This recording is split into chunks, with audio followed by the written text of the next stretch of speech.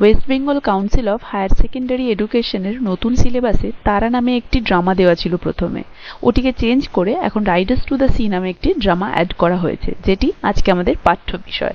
দেখো, Riders to the Sea by John Millington সিঞ্জ।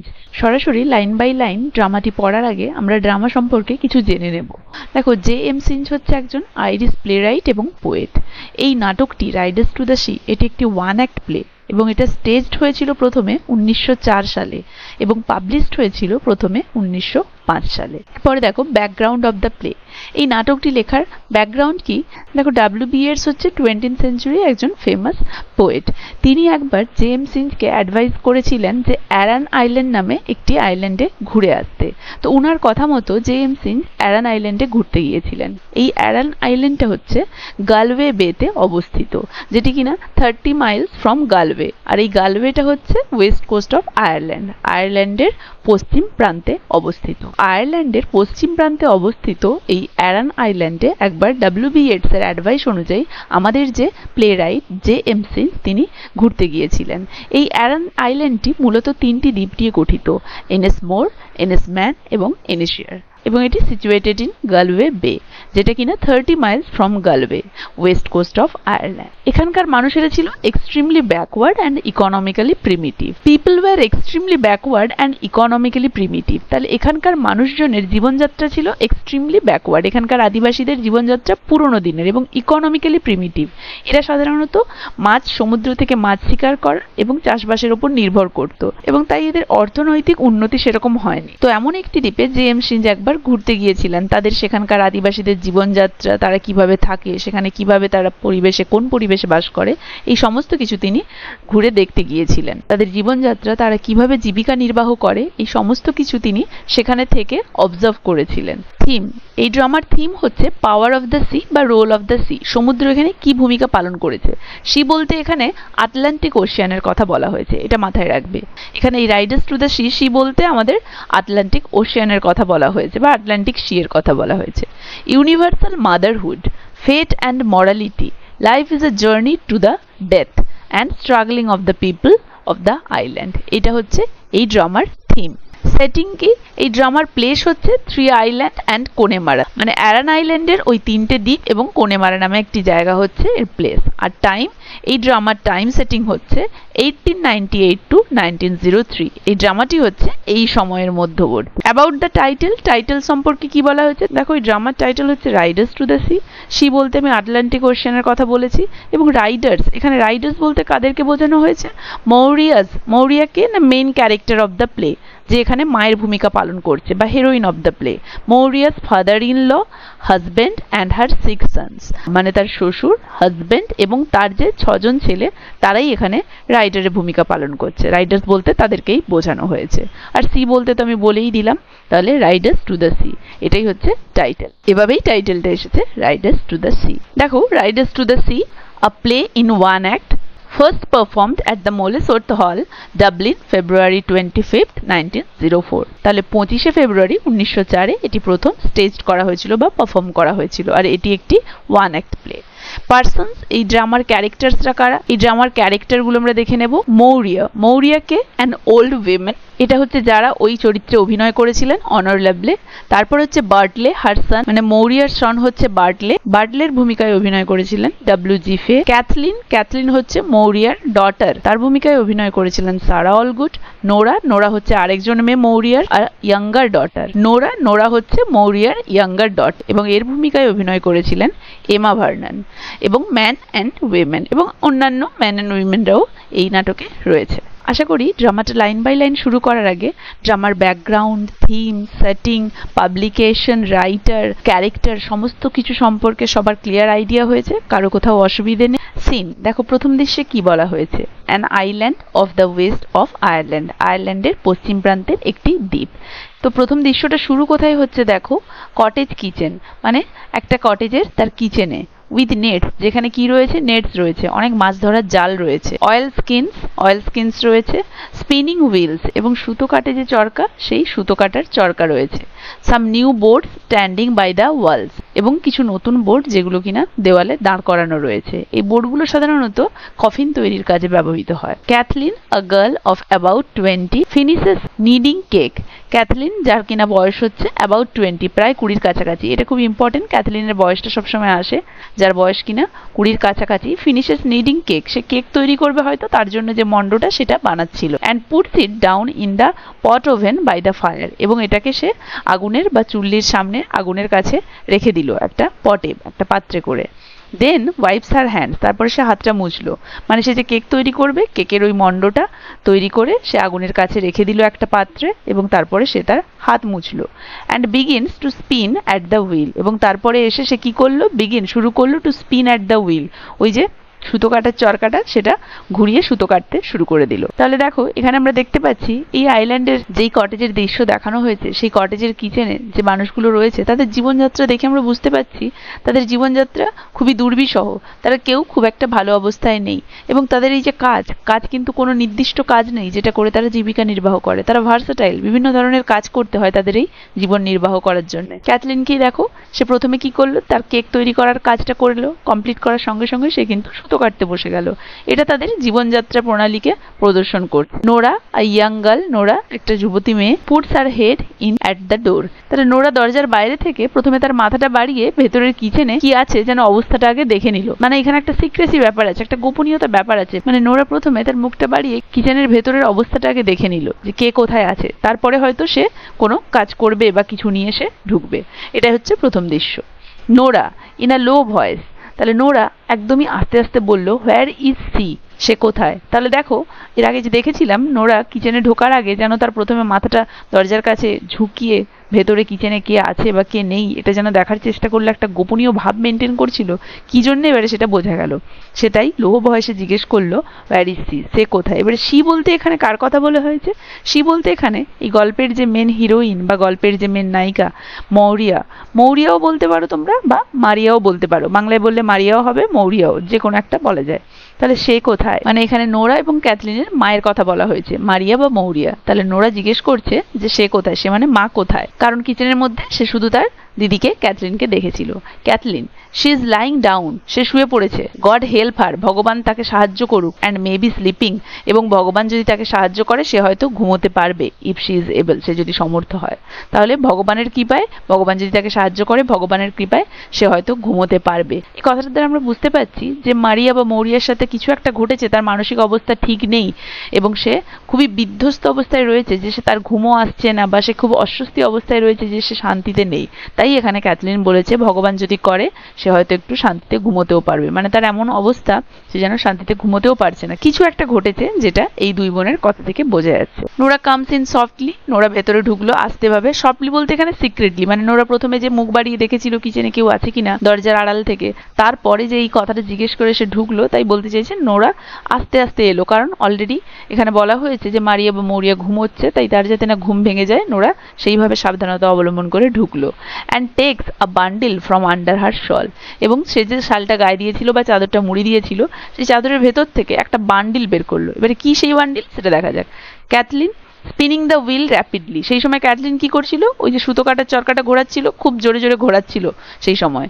What is it you have, কি ওটা তুমি বের করছো যে? সে নোরাকে চাদরের ভেতর থেকে একটা বান্ডিল বের করতে দেখে জিজ্ঞেস করলো, ওটা কি তুমি বের করছো?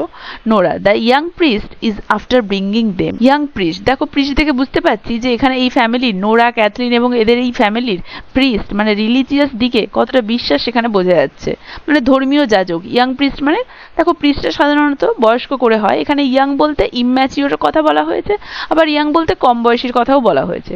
তাহলে ওই যে ইয়াং প্রিস্ট, ওই যে যাজক, তিনি ইজ আফটার ব্রিঙ্গিং দেম, তিনি এটা খুঁজে পেয়েছেন, তিনি এটা নিয়ে এসেছেন। It's a shirt and a plain stocking were got off a drowned man in Donegal. এখানে একটা জামা আছে এবং প্লেন স্টকিং মোজা আছে, ওয়্যার গট অফ এটা পাওয়া গিয়েছে, আ ড্রোন ম্যান মানে একটা ডুবে যাওয়া মানুষের কাছ থেকে, ইন ডোনেগাল। তাহলে ডোনেগালে একটা মানুষ ডুবে গিয়েছিল, তার কাছ থেকে এই জামাটা এবং এই মোজাটা পাওয়া গিয়েছে, এবং ওই ইয়াং প্রিস্ট, ওই ইয়াং যে ধর্মীয় যাজক, সে এটা এনেছে। Cathleen stops her wheel with a sudden movement and leans out to listen.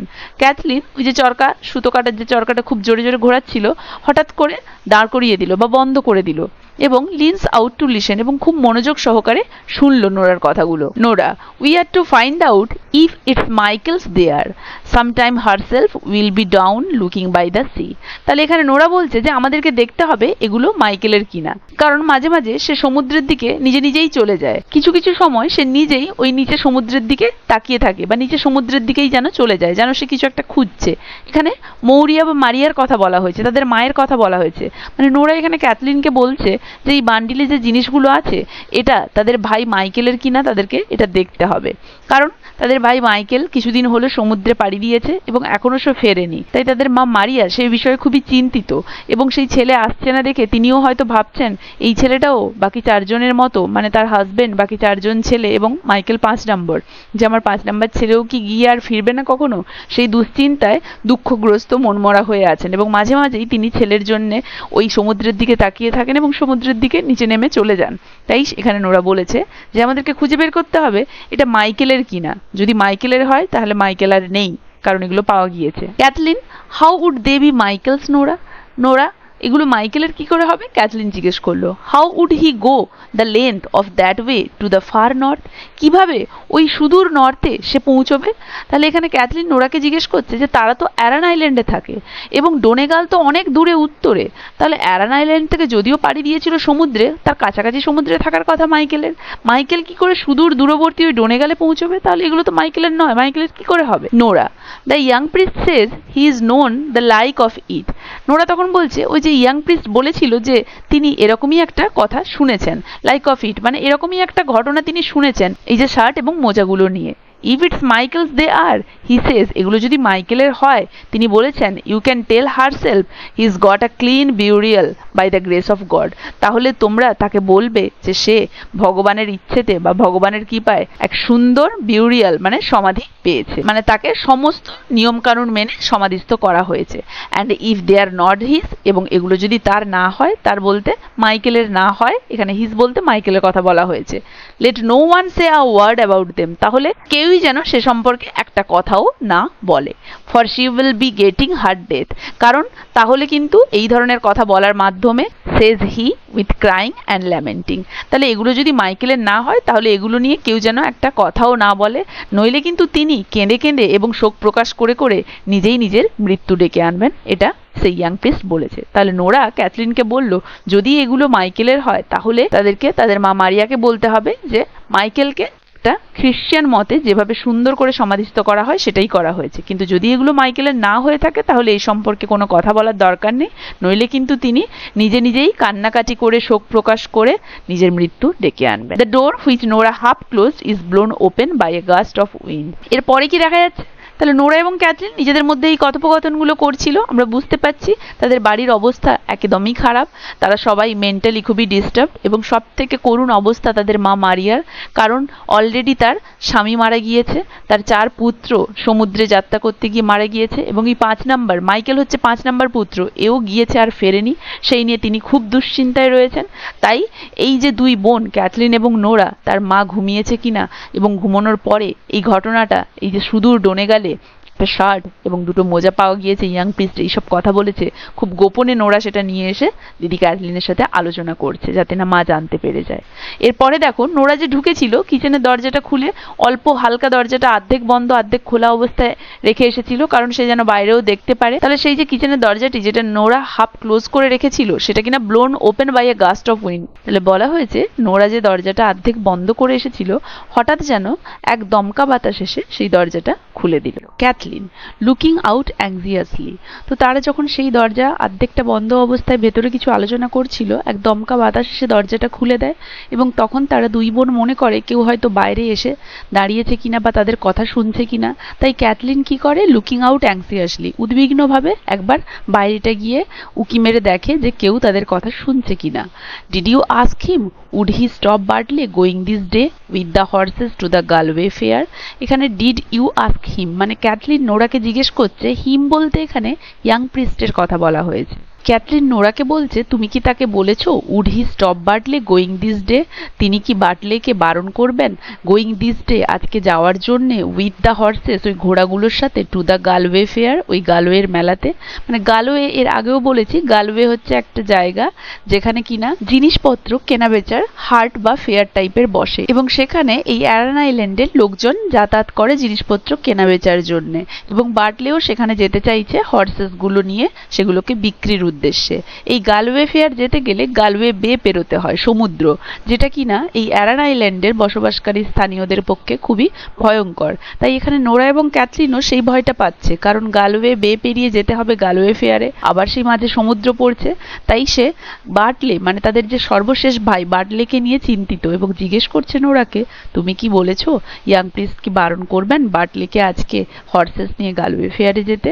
Nora, I won't stop him says he, তিনি বলেছেন আমি বারণ করব না, but let you not be afraid, কিন্তু তোমরা ভয় পেও না। Herself does be saying prayers half through the night, and the Almighty God won't leave her destitute says he, with no son living. Nora বলছে, এটা বলেছিলাম, তিনি বলেছেন তিনি করবেন না বারণ, এবং তিনি সঙ্গে এটাও বলেছেন আমাদেরকে ভয় পেতে না। হারসেলফ, এখানে মারিয়ার কথা বলা হয়েছে, নোরা এবং ক্যাথলিনের মায়ের কথা বলা হয়েছে। তিনি বলেছেন যে মা হয়ে তিনি যখন বার্টলের জন্য প্রেয়ার করবেন সারা রাত ধরে, নিশ্চয়ই অলমাইটি গড উনাকে হতাশা করবেন না, ডেস্টিটিউট, নিঃস্ব করবেন না, মানে উনার সমস্ত সন্তান কেড়ে নেবেন না। সেজ হি, মানে হি বলতে ইয়াং প্রিস্টের কথা বলা হয়েছে, যে ইয়াং প্রিস্ট বলেছেন যে তোমাদের মা সারা রাত ধরে তার সন্তানদের উদ্দেশ্যে প্রার্থনা করবে, বার্টলের জন্য প্রার্থনা করবে, তাই ভয়ের কিছু কারণ নেই। আমার মনে হয় অলমাইটি গড এতটা নিষ্ঠুর হবেন না যে উনাকে নিঃস্ব করে দেবেন সমস্ত সন্তান কেড়ে নিয়ে, উইথ নো সন লিভিং, যে এমনটা হবে না যে উনার কোনো সন্তানই আর বেঁচে থাকবে না, তাই তোমরা ভয় পেও না। Cathleen, is the sea bad by the white rocks? Nora, Cathleen নোরাকে বলছে, আচ্ছা নোরা, ওই হোয়াইট রক, হোয়াইট রক বলতে এখানে একটা ল্যান্ডমার্কের কথা বলা হয়েছে, লাইমস্টোন বা চুনা পাথরের তৈরি একটা রকের কথা বলা হয়েছে। এখানে সাধারণত ল্যান্ডমার্ক হিসেবে এটা ইউজ করা হয়েছে, আমরা বলে থাকি না ওই ল্যাম্প পোস্টের কাছে, ওই বাড়িটার কাছে, তো হোয়াইট রকও সেরকম এখানে একটা ল্যান্ডমার্ক হিসেবে কাজ করেছে। ক্যাথলিন জিজ্ঞেস করছে যে ওই হোয়াইট রকের কাছে কি সমুদ্রটা খুবই উত্তাল? Nora, Nora, meddling bad, god helps us. হ্যাঁ, ওখানে তো একটু সমুদ্র উত্তাল, এবং ওখানকার হাওয়া, আবহাওয়া, মানে ওখানে তো খুব ঝড় উঠেছে, ওখানের পরিস্থিতি তো একটু খারাপ, ভগবানই মঙ্গল করুক বা সাহায্য করুক আমাদেরকে। There's a great roaring in the west, ওয়েস্টে, পশ্চিম দিকে একটা খুব বড় ঝড় উঠেছে। রোয়ারিং বলতে এখানে ঝড়ের কথা বলা হয়েছে। And it's worse it will be getting when the tide turn to the wind, এবং এটা আরও খারাপ অবস্থায় পরিণত হবে যখন সমুদ্রের টাইড, মানে ঢেউগুলোর জলটা বা জলোচ্ছ্বাসটা এই বাতাসের সাথে মিলিত হবে, তখন এটা আরো ভয়ঙ্কর রূপ নেবে। C goes over two the table with the bundle, এই বলে নোরা কি করলো, ওই বান্ডিলটা নিয়ে টেবিলের কাছে গেল এবং টেবিলের উপরে এটা রাখলো। Shall I open it now? Kathleen, আমি কি এটা এবারে খুলবো? Kathleen, maybe she would wake up on us and come in before we had done. Kathleen তখন নোরাকে বারণ করছে, না এটা খোলো না, কারণ এটা খুলতে যাওয়ার আগেই হয়তো সি বলতে এখানে মারিয়ার কথা বলা হয়েছে, তাদের মায়ের কথা বলা হয়েছে, তাহলে ক্যাথলিন বলছে মা হয়তো জেগে যাবে এবং আমরা এই সমস্ত কিছু, মানে এটা খুলে দেখার, অনুসন্ধান, স্ক্রুটিনি করার আগেই যে এটা মাইকেলের কিনা, এইসব করার আগেই সে হয়তো উঠে যাবে এবং চলে আসবে। Coming to the table, Kathleen তাহলে টেবিলের কাছে এসে নোরাকে এটা বলল।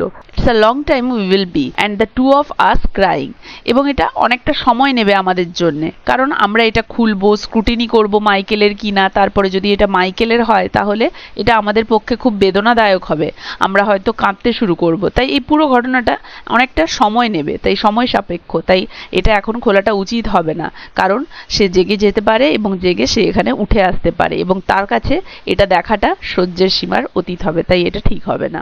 Nora goes to the inner door and listen, Nora তখন ক্যাথলিনের কথা শুনে ইনার ডোর মানে ভেতরের দরজার কাছে, মানে এখানে তাদের মা মারিয়া যে রুমে শুয়ে রয়েছে সেই রুমের দরজার কাছে গিয়ে নোরা ভালো করে চুপিসারে শুনলো যে তাদের মা এখনো ঘুমিয়েছে কিনা, মানে এখানে তারা বুঝতে চাইছে মা কি সত্যি সত্যি এখনো ঘুমিয়ে আছে না জেগে রয়েছে। যদি ঘুমিয়ে রয়েছে তাহলে তারা এসে বান্ডিলটা খুলবে, একটু টাইম পাবে, আর যদি তা না হয়, ক্যাথলিনের কথা মতো তার মা যদি না ঘুমিয়ে থাকে তাহলে ও উঠে চলে আসবে, তাহলে তাদের কাছে বেশি টাইম নেই ওই বান্ডিল খুলে এখন সেই সম্পর্কে অনুসন্ধান চালানোর মতো। তাই নোরা ভেতরের দরজার কাছে গেল এবং শুনল তাদের মা ঘুমিয়েছে কিনা। She is moving about on the bed, she will be coming in a minute. না, সে ঘুমোয়নি, সে বিছানার ওপরে মুভ মানে এপাশ ওপাশ করছে বিছানার ওপরে, এবং কিছুক্ষণের মধ্যেই সে এখানে চলে আসবে। Kathleen, give me the ladder and I will put them up in the turf loft, the way she won't know of them at all. Kathleen এখানে তার বোনকে ল্যাডার বা সিঁড়িটা চাইছে। And I will put them up, আমি এগুলোকে দাও আমাকে সিঁড়িটা, আমি এগুলোকে ওপরে রেখে দেই সেই টাফ লট। টাফ লট বলতে কিছু কিছু বাড়িতে কিচেনের ওপর দিকে একটা ফাঁকা জায়গা থাকে, সেই জায়গাতে কিচেনে যে সমস্ত জ্বালানি ব্যবহার করা হয় সেই ফুয়েলগুলো রাখা হয়, তো সেই জায়গাটার কথা বলা হয়েছে টাফ লট। তো সেখানে ক্যাথলিন সেই বান্ডিলটা সেই টাফ লটে রেখে দেওয়ার কথা বলছে, তাই ল্যাডার চাইছে ওপর দিকে উঠ, the way she won't know of them at all. এবং এরকম করলে যে ওপর দিকে সিঁড়ি বেয়ে গিয়ে ওই টাফ লটে যদি বান্ডিলটা রেখে দেয়, এভাবে করলে মা এটাকে আর কখনোই দেখতে পাবে না। And maybe when the tide turns she will be going down, and maybe when the tide turns মানে যখন জোয়ার আসবে, she will be going down, সে হয়তো আবার নিচে ওই সমুদ্রের দিকে যাবে। টু সি দেখতে, would he be floating from the east, সে কি ইস্ট থেকে ভেসে আসছে কিনা। হি বলতে এখানে মাইকেলের কথা বলা হয়েছে। ক্যাথলিন বলছে যে আবার যখন জোয়ার আসবে তখন তো মা আবার নিচে নেমে সমুদ্রের দিকে যাবে দেখতে যে ইস্ট থেকে মাইকেলের দেহ ভেসে আসছে কিনা। মানে এখানে এক প্রকার ওরা ধরেই নিয়েছে যে মাইকেল অনেক দিন ধরে যেহেতু সমুদ্রে গিয়েছে এবং ফিরছে না, অতএব সে হয়তো কোনো দুর্ঘটনার কবলে পড়ে মারাই গিয়েছে, এবং তাই তাদের মা প্রত্যেক দিনই হয়তো সমুদ্রের কাছে গিয়ে দেখতে থাকে যে মাইকেলের দেহটা এখনো পূর্ব দিক থেকে ভেসে এসেছে কিনা। সেটাই ক্যাথরিন এখানে বলছে যে আমাকে দাও তাড়াতাড়ি বান্ডিলটা, আমি ওপরে রেখে দেই, কারণ মা তো প্রায় প্রত্যেক দিনই নিচে সমুদ্রের কাছে গিয়ে দেখতে থাকে মাইকেলের দেহটা ইস্ট থেকে ভেসে এসেছে কিনা। They put the ladder against the gable of the chimney, Kathleen goes up a few steps and hides the bundle in the tough lot. Maurya comes from the inner room. They put the ladder against the gable of the chimney. তারা সেই চিমনির gravel বলতে ওপর দিকে যে চারকোনা ফাঁকা জায়গা, সেই জায়গাটাতে ল্যাডারটা রাখলো, চিমনির সেই জায়গাটাতে। তারপরে ক্যাথলিন ওই মই বেয়ে ওপর দিকে উঠে গিয়ে সেখানে বান্ডিলটা রেখে দিল টার্ফ লডে। তারপরে দেখা গেল মারিয়া এদের কথাবার্তা শুনে সে ঘুমোয়নি, ভেতরের রুম থেকে বেরিয়ে আসছে, তাই বলেছে comes from the inner room. Looking up at Kathleen, Maurya বাইরে বেরিয়ে এসে কিচেনের কাছে ক্যাথলিনের দিকে তাকালো এবং ওপরের দিকে তাকালো, কারণ সেখানে ওই মইটা বা ল্যাডারটা রাখা রয়েছে, এবং কোয়ারুলাসলি মানে কমপ্লেইনিং নেচার, একটা অভিযোগের সুরে যেন সে কিছু বলতে শুরু করলো। Isn't it turf enough you have for this day and evening, আজকের জন্যে যেই জ্বালানিটা রয়েছে, যেই ফুয়েলটা রয়েছে, সেটা কি আজকে দিনের খাবার তৈরির জন্যে এবং রাতের খাবার তৈরির জন্যে যথেষ্ট ছিল না? ক্যাথলিনকে জিজ্ঞেস করছে। Kathleen, there's a cake baking at the fire for a short space. Short space বলতে এখানে শর্ট টাইমের কথা বলা হয়েছে। ক্যাথলিন বলছে there's a cake baking at the fire, যে এখনই একটা কেক বানাতে হবে যেটা অলরেডি প্রসেসিং শুরু হয়ে গিয়েছে, ফর এ শর্ট স্পেস, খুব কম সময়ের মধ্যে। থ্রোয়িং ডাউন দ্য টাফ, তাহলে কিছু জ্বালানি ওপর থেকে নিচে ছুড়ে দিয়ে মৌরিয়া বলল যে আজকে অল্প সময়ের মধ্যে একটা কেক বানাতে হবে যেটার প্রসেস অলরেডি শুরু হয়ে গেছে।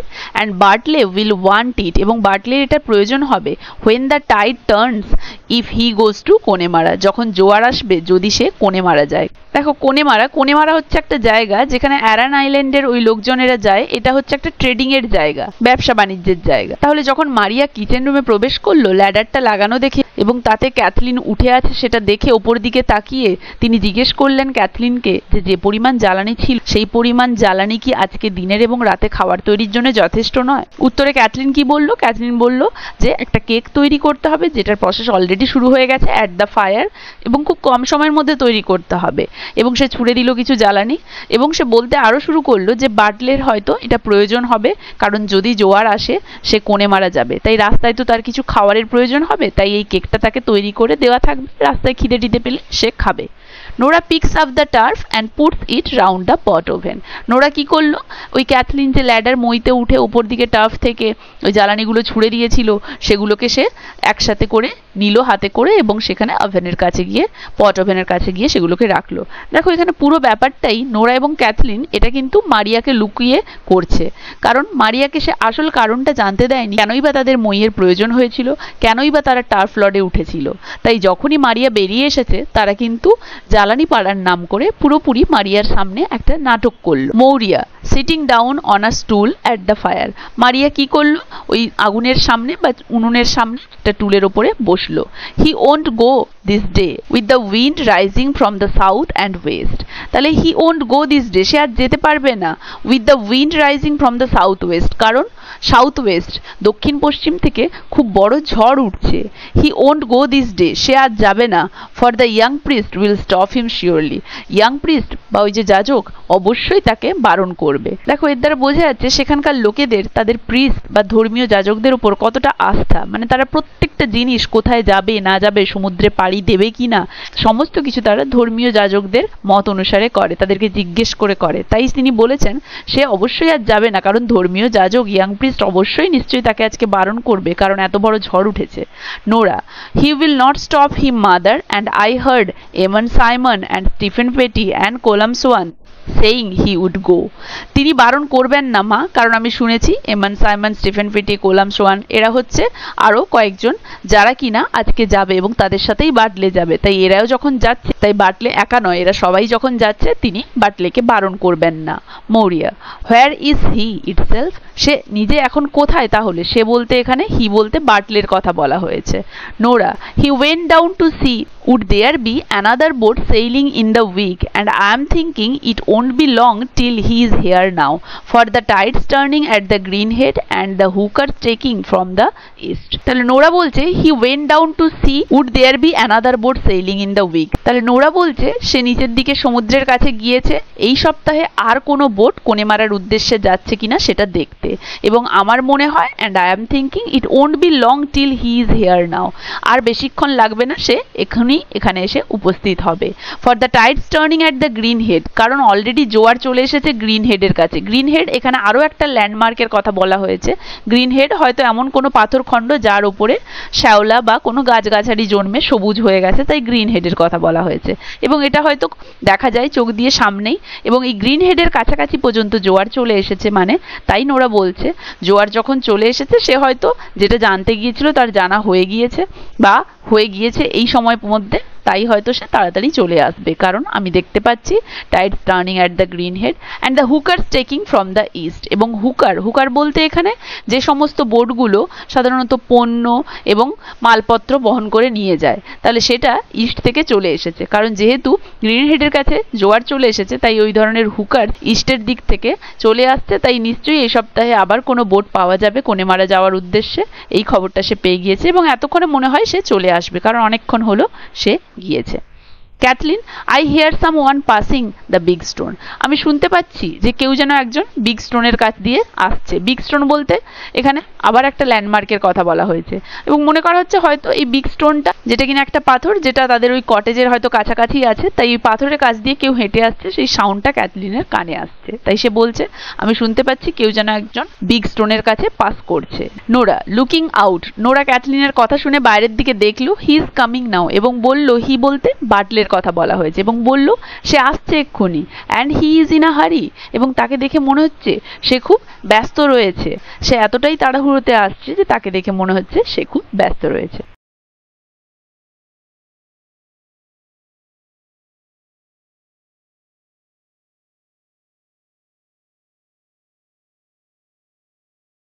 Bartley comes in and looks round the room, speaking sadly and quietly. বার্টলে কি করলো, ভেতরে প্রবেশ করলো কটেজের, মানে ওখানে যে বসেছিল ক্যাথলিন, নোরা এবং মারিয়া কিচেনে, সেখানে প্রবেশ করলো, and looks round the room, এবং চারদিকটা দেখে নিল। চারদিকটা দেখে সে যেন চোখ ঘুরিয়ে চারদিকটাতে কিছু একটা খুঁজছিল। স্পিকিং স্যাডলি, তারপরে সে দুঃখিতভাবে কিছু বলল, অ্যান্ড কোয়াইটলি, নম্রভাবে। তাহলে বাটলে ঢুকে চারদিকে একবার দেখে নিল যেন কিছু একটা খুঁজছিল, তারপরে দুঃখিত মন মরা হয়ে যেন সে একটা কিছু বললো, এবং কোয়াইটলি। দেখো স্যাডলি কেন বলেছে, স্যাডলি বলেছে কারণ এই ফ্যামিলিতে অলরেডি আমরা এর আগের কথোপকথনে বুঝতে পেরেছি প্রায় প্রত্যেকটা মেল মেম্বারই সমুদ্রতে যাত্রা করতে গিয়ে মারা গিয়েছে, এবং মাইকেল মারিয়ার যে পঞ্চম সন্তান সেও গিয়েছে, 9 দিন হলো ফেরেনি, তাই ধরা যায় সেও মারা গিয়েছে, তাই এই জন্য একটা শোকস্তব্ধ পরিবেশ, তাই স্যাডলি। এবং কোয়াইটলি কারণ যদি মাইকেল মারা গিয়ে থাকে তাহলে এই ফ্যামিলিতে আর মেল মেম্বার বলতে শুধুমাত্র বার্টলে বেঁচে আছে, তাহলে ফ্যামিলির পুরো দায়িত্ব এখন শুধুমাত্র তার কাঁধে, তাই সে চুপ হয়ে গিয়েছে। Where is the bit of new rope Cathleen was bought in Connemara? Cathleen, সেই নতুন দড়িটা কোথায় যেটা কোনেমারা থেকে কিনে আনা হয়েছিল? মানে বার্টলে ক্যাথলিনকে জিজ্ঞেস করছে সেই দড়িটা কোথায়। ক্যাথলিন কামিং ডাউন, দেখো ক্যাথলিন এখনো কিন্তু সেই ল্যাডার বা সিঁড়িটাতে উঠে রয়েছে, সেই যে ওপরে টাফ লটে সে রাখতে গিয়েছিল ওই বান্ডিলটা, সে এখনো ওখানে ওপরে উঠে আছে ল্যাডারের মধ্যে, তাই সে নিচের দিকে নেমে এলো। Give it to him Nora, এবং নোরাকে বলল নোরা ওইটা দিয়ে দাও তো দড়িটা। It's on a nail by the white boards, এটা ওই পেরেকের মধ্যে রয়েছে, বাই দ্য হোয়াইট বোর্ড, ওই যে সাদা বোর্ডগুলোর কাছে। দেখো হোয়াইট বোর্ড, সাদা বোর্ড, এই সাদা বোর্ডগুলো কফিন তৈরিতে কাজে লাগে, এগুলো কিনে এনে রেখেছে তারা, এবং তার পাশেই রয়েছে একটা পেরেক, সেই পেরেকে দড়িটা ঝোলানো আছে, যেটা ক্যাথরিন নোরাকে বললো ওটা দিয়ে দাও। I Hang it up this morning, আজ সকালেই আমি এটাকে ঝুলিয়ে রেখেছি ওই পেরেকে। For the pig with the black feet was eating it, কারণ ওই যে pig with the black feet, কারণ ওই যে পিগগুলো, শুকরগুলো উইথ দ্য ব্ল্যাক ফিট, যাদের ওই কালো কালো পাগুলো, তারা এটা চিবোচ্ছিল বা খাচ্ছিল, তাই আমি এটাকে পেরেকে তুলে রেখেছি। Nora giving him a rope, Nora তখন বার্টলেকে ওই রোপটা দিয়ে বলল is that it Bartley? Nora giving him a rope is that it Bartley, Nora তখন বার্টলের দিকে ওই রোপটা বা দড়িটা দেখিয়ে বলল এটাই খুঁজছো কি বার্টলে? Maurya you did do right to leave that rope Bartley hanging by the boards, it will be wanting in this place. I am telling you, if Michael is washed up tomorrow morning or the next morning or any morning in the week, for it's a deep grave, we will make him by the grace of God. তাহলে মারিয়া তাদের মা বার্টলেকে বলছে, বার্টলে আমার মনে হয় তোমার এই দড়িটা এখানে রেখে যাওয়া উচিত হবে, এই দড়িটার এখানে বেশি প্রয়োজন বার্টলে। হ্যাঙ্গিং বাই দ্য বোর্ডস, আমার মনে হয় ওই বোর্ডগুলোর কাছে যে দড়িটা ঝুলছে সেটা তোমার ওখানেই রেখে যাওয়া উচিত। বার্টলে টেক্স দ্য রোপ, বার্টলে সেখান থেকে দড়িটি নিয়ে নিল। তাহলে বার্টলে যখন সেখান থেকে দড়িটি নিচ্ছিল, তাদের মা মারিয়া বলল দড়িটি মনে হয় ওই জায়গায় তোমার রেখে দেওয়াটা উচিত হবে বার্টলে, কারণ ইট will B wanting in this place, এই জায়গায় এটার প্রয়োজন আছে, এটার দরকার পড়বে এই জায়গায়। আই এম টেলিং ইউ, আমি তোমাকে বলছি, if Michael is washed up, যদি মাইকেলের দেহটা ভেসে আসে টুমরো মর্নিং, আগামীকাল সকালে, অর দ্য নেক্সট মর্নিং, বা তারপরের দিন সকালে, or any morning in the week, বা এই সপ্তাহের যে কোনো দিন, for it's a deep grave we will make him by the grace of God, এটাই হবে তার প্রতি আমাদের গভীর শ্রদ্ধার, যেটা আমরা by the grace of God তাকে একটা সুন্দর ক্লিন খ্রিস্টান বিউরিয়াল দিতে পারবো এই দড়িটার সাহায্যে। তাই আমার মনে হয় এই দড়িটার প্রয়োজন এখানে বেশি আছে, তোমার এটা রেখে দেওয়া উচিত ওই স্থানেই। Bartley beginning to work with the rope, Bartley কিন্তু সেগুলো শুনলো না এবং সেই দড়িটা নিয়ে তার কাজ শুরু করলো।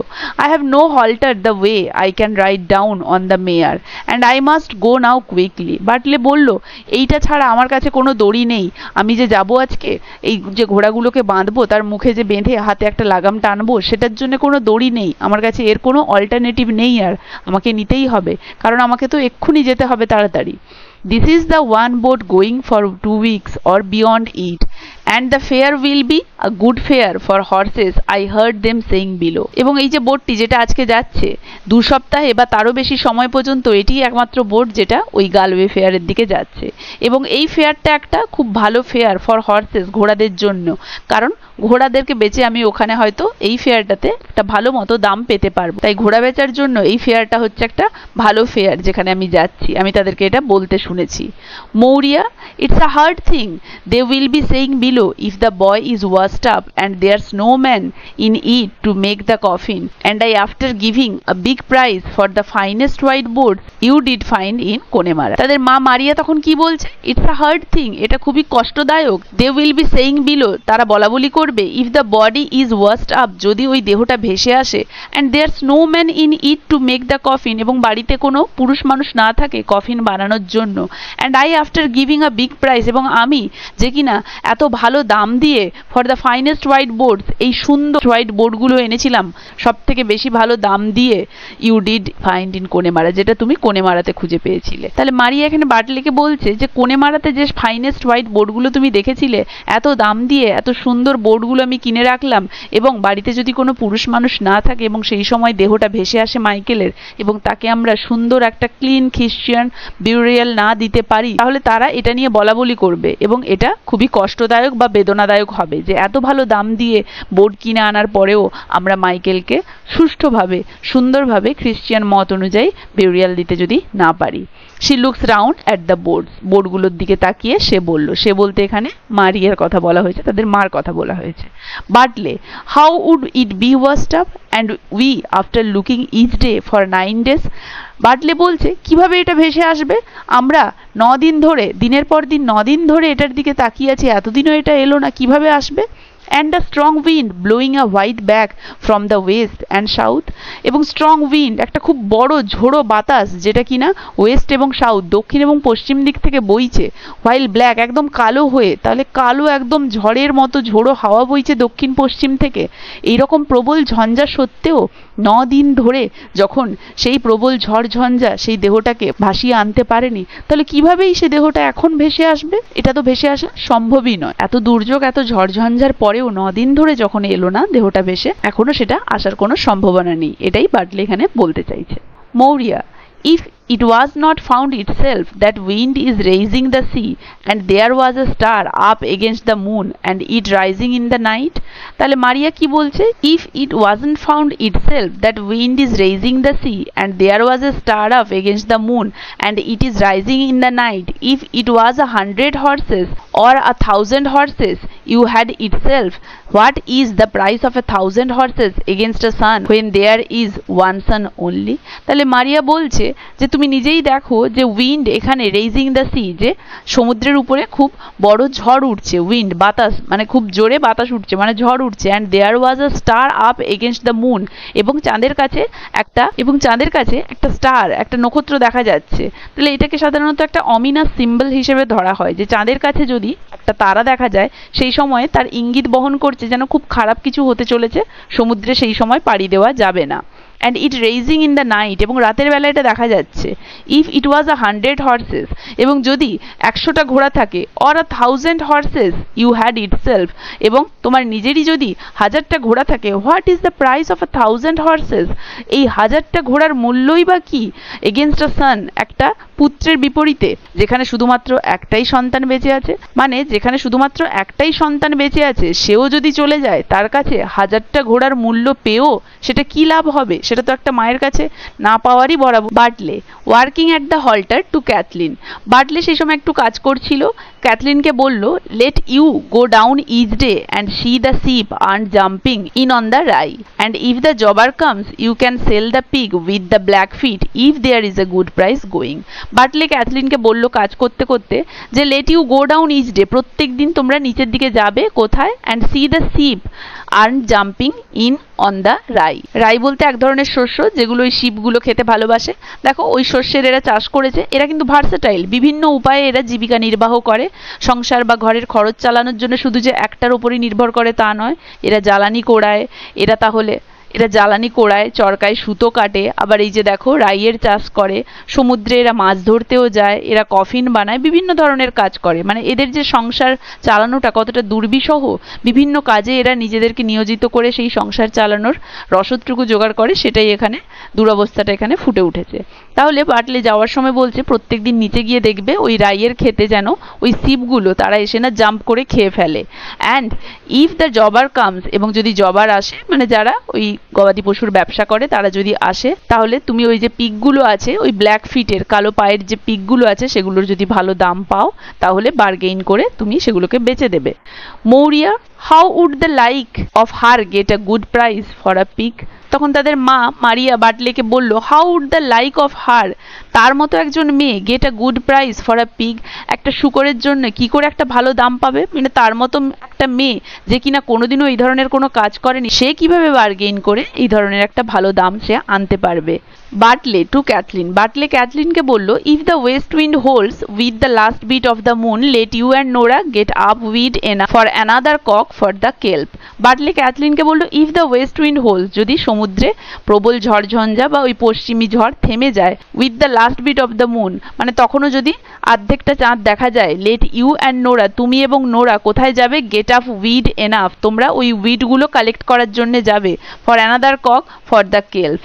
তাহলে বার্টলে ক্যাথরিনকে বলল, যখন পশ্চিমী ঝড় থেমে যাবে, আকাশে যদি তখনও অর্ধেকটা চাঁদ থাকে, তুমি এবং নোরা গিয়ে কি করবে, ওই উইডগুলো কালেক্ট করবে। তাহলে দুরকম কাজ হবে, ওই উইডগুলো থেকে যে কার্বনগুলো পাওয়া যাবে সেগুলো তারা বেচে কিছু টাকা পেতে পারে, তাছাড়া ওই উইডগুলোকে জ্বালানি হিসেবেও ব্যবহার করা যেতে পারে, তাই সেগুলোকে কালেক্ট করে রাখতে বলল। It's hard shed we will be from this day with no one in it but one man to work. It's hard said we will be from this day with no one in it but one man to work. তাহলে বলেছে it's hard, এটা খুবই কঠিন, said we will be from this day, যে আজ থেকে আমাদেরকে with no one in it but one man to work, এটা আজকে থেকে খুবই কষ্টকর, কারণ এই ফ্যামিলিতে আর কোনো পুরুষ নেই আমাকে ছাড়া, তাই আমাকে একজন পুরুষ হিসেবে ঘরের জীবিকা নির্বাহ করতে গেলে বাইরে তো যেতেই হবে। তাহলে পুরুষ এই ঘরে আর কেউ নেই, কারণ মাইকেলও মারা গিয়েছে, আজকে আমিও বেরিয়ে যাচ্ছি, বাড়িতে আর কোনো পুরুষ মানুষ নেই, তাহলে তোমাদেরকে এই সমস্ত কাজগুলো করে নিতে হবে কষ্ট করে। তাই এটা খুবই কঠিন, কারণ ছেলে হিসেবে আমাকে বাইরে বেরোতেই হবে, তাই এটা যতই কঠিন হোক তোমাদেরকে এই কাজগুলো আজ থেকে করতে হবে।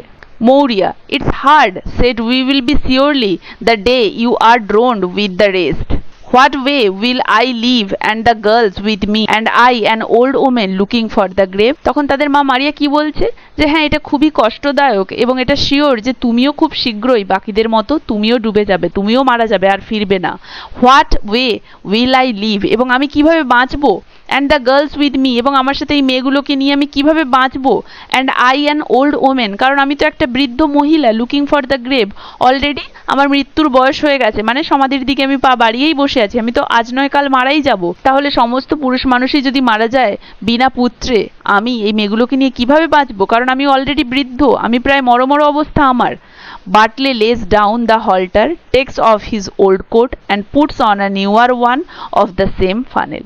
Bartley তখন কি করছে, lays down the halter, সেই দড়িটাকে নিচে নামিয়ে রাখছে, takes off his old coat, এবং সে যে পুরনো কোটটা পরেছিল সেটাকে খুলে রাখছে, and puts on, এবং একটা নতুন কোট পরে নিচ্ছে, আর newer one, একটা নতুন কোট পরে নিচ্ছে, of the same funnel, ওই একই ফানেল থেকে, মানে দেওয়ালের গায়ে একটা ফানেলের মতো পোতা ছিল, তাতে ওই নতুন কোটটা রাখা ছিল। বাটলে ওই পুরনো কোটটা ওখানে খুলে ঝুলিয়ে দিয়ে ওখান থেকে নিউ কোটটা নিয়ে পরে নিচ্ছে।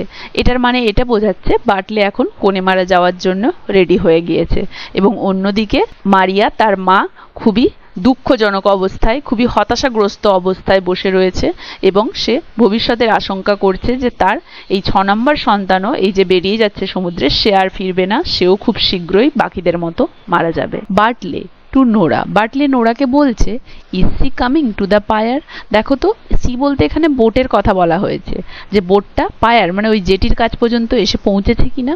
নোরা লুকিং আউট, নোরা বাইরের দিকে একবার তাকিয়ে কি বলছে, she is passing the green head and letting fall her sails, হ্যাঁ ওই গ্রিন হেডের কাছে জাহাজটি পাস করছে, and letting fall her sails, এবং তার ওই যে পালগুলোকে নামিয়ে রাখছে, মানে বোটটা গ্রিন হেডকে পাস করছে এবং শীঘ্রই জেটির কাছে এসে পৌঁছবে। Bartley getting his purse and tobacco, Bartley তখন রেডি হয়ে যাচ্ছে, তার পার্সটা নিয়ে নিয়েছে এবং টোব্যাকোটা নিয়ে নিচ্ছে। I will have half an hour to go down and you will see me come again in 2 days or in 3 days or maybe in 4 days if the wind is bad. Bartley তার purse আর টোব্যাকোটা নিয়ে বলছে, আমাকে আধ ঘন্টার মধ্যেই নিচে চলে যেতে হবে, কারণ চলে এসেছে যেহেতু বোট, এবং আমাকে তোমরা আবার দেখতে পাবে হয় 2 দিন পরে বা 3 দিন পরে বা 4 দিন পরে। If the wind is bad, যদি ঝড়ঝঞ্ঝা দেখা দেয়, তাহলে যদি ঝড়ঝঞ্ঝা না দেখা দেয় তাহলে হয়তো 2 দিন 3 দিন বা 4 দিনের মাথায় আমি ফিরে চলে আসবো, কিন্তু যদি ঝড়ঝঞ্ঝা দেখা দেয় তাহলে হয়তো এর থেকেও বেশি একটু দেরি হতে পারে। Maurya turning round to the fire and putting her shawl over her head, Maurya তাদের মা কি করছে, turning round to the fire, সেই আগুনের দিকে টার্ন করে ঘুরে বসে, and putting her shawl over her head, তার গায়ে যে শালটা ছিল সেটা তার মাথায় জড়িয়ে নিচ্ছে।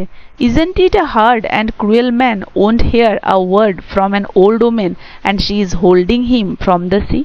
তাহলে কি বলছে মা মারিয়া, isn't it hard, এটা কি হার্ড বা ডিফিকাল্ট নয়, and cruel man won't hear a word from an old woman, যে এরকম এক ধরনের নিষ্ঠুর মানুষ যে কিনা একটা বৃদ্ধ মহিলার কথাই শুনছে না, কর্ণপাত করছে না, and she is holding him from the sea, যে কিনা তাকে সমুদ্রে যেতে বারণ করছে, মানে এখানে তিনি ছেলে বাটলের কথা বলছেন, যে বলছে এটা কি খুব ডিফিকাল্ট নয় যে একজন বৃদ্ধ মহিলা বারবার করে একজন মানুষকে বলছে সিতে যেতে না, তবুও সেই নিষ্ঠুর মানুষটা তার কথার কোনো গুরুত্ব না দিয়ে বা তার কথায় কর্ণপাত না করে সে সেই কাজটাই করতে উদ্যত হচ্ছে। এটা কি ডিফিকাল্ট নয়? এটা কি হার্ড নয়? Kathleen, it is the life of a young man to be going on the sea, and who would listen to an old woman with one thing and she saying it over?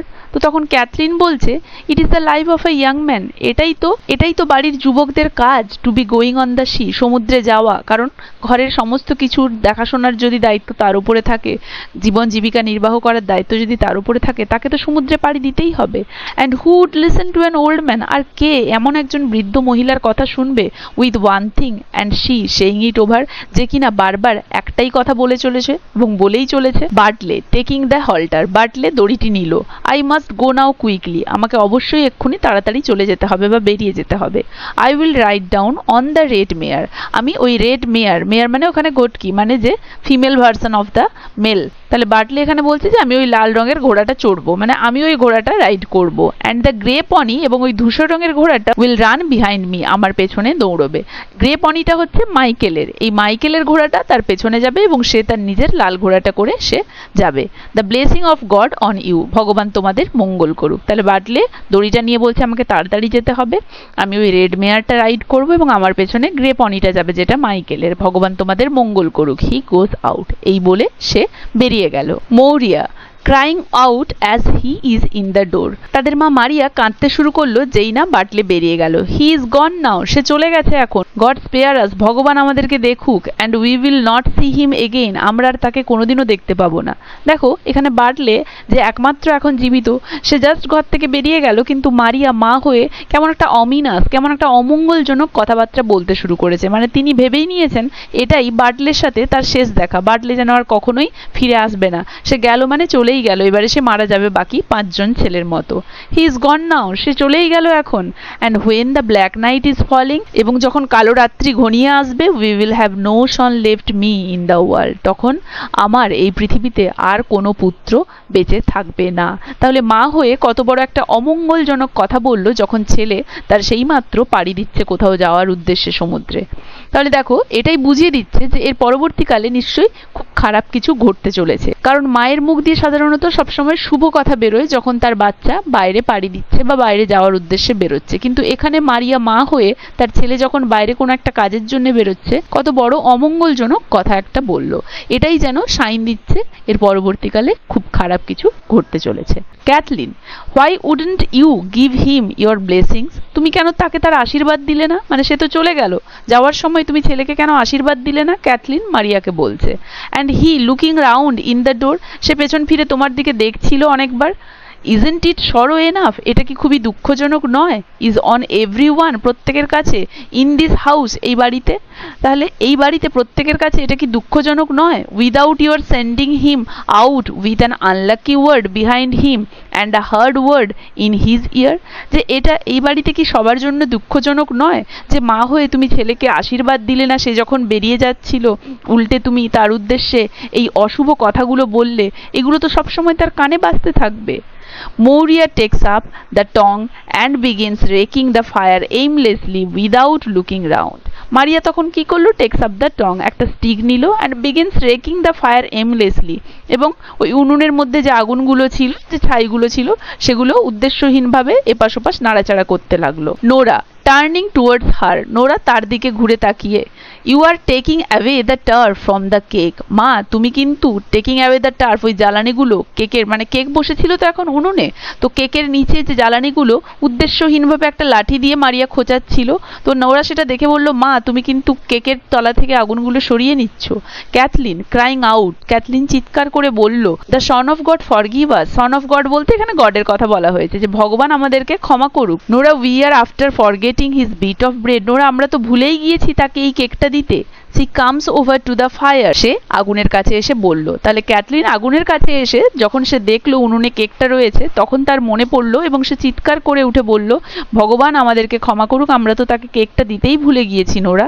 Nora and it's destroyed, he will be going till dark night, এবং এটা তার পক্ষে খুবই ক্ষতিকারক হবে, সে শেষ হয়ে যাবে, কারণ সে তো একদম সেই রাত পর্যন্ত জার্নি করবে। And he after eating nothing since the sun went up, এবং সেই সূর্য অস্ত যাওয়ার পর থেকে সে কিছুই কিছুই খায়নি, আরো সারাটা রাত সে যাত্রা করবে, তাহলে সে তো ধ্বংসপ্রাপ্ত হবে, সে কিছু খায়নি, খুব অসুবিধা হবে তার পক্ষে।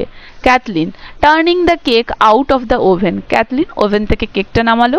It's destroyed, he will be surely, হ্যাঁ অবশ্যই তার খুব কষ্ট হবে।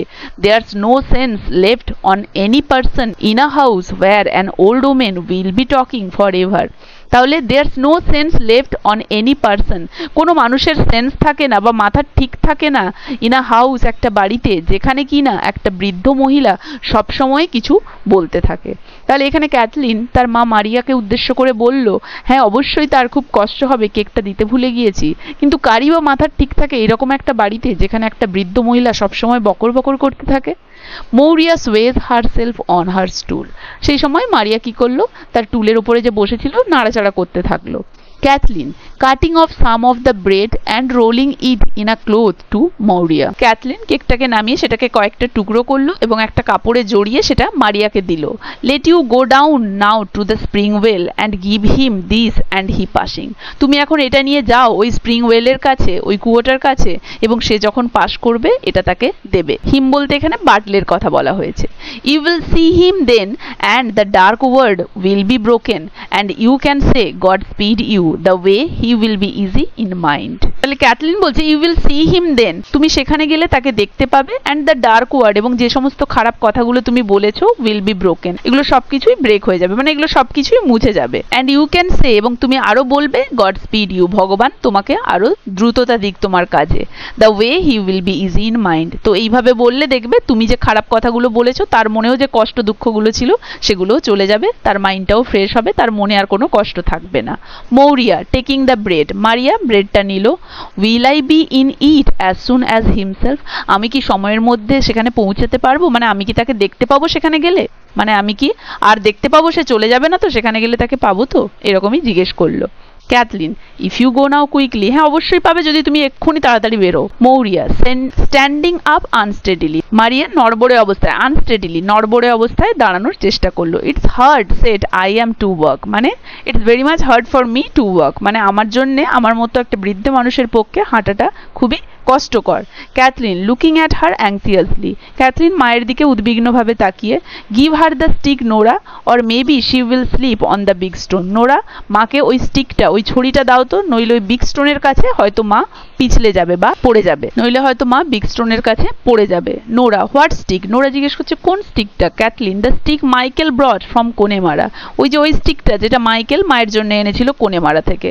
দেখো মাইকেল তার মা বৃদ্ধ হয়েছে, ঠিকঠাক হাঁটতে পারে না বলে ভর দিয়ে হাঁটার জন্য একটা স্টিক এনে দিয়েছিল কোনেমারা থেকে। তার মা কিন্তু মাইকেলের জন্য কফিন তৈরি করার জন্য সাদা বোর্ড কিনে এনেছিল। এখানেই ফারাক দেখো, তার মায়ের উদ্দেশ্যে ভর দিয়ে যাতে পরের জীবনটা তার হাঁটতে না অসুবিধা হয় একটা সম্বল এনে দিল ছেলে, কিন্তু ছেলের মৃত্যুর জন্যে মা কফিন তৈরি করার জন্য বোর্ড এনেছে। এটাই একটা অশুভ ইঙ্গিত, প্রথম থেকেই যেন একটা কাজ করছে, খারাপ কিছু পরবর্তীকালে ঘটতে চলেছে।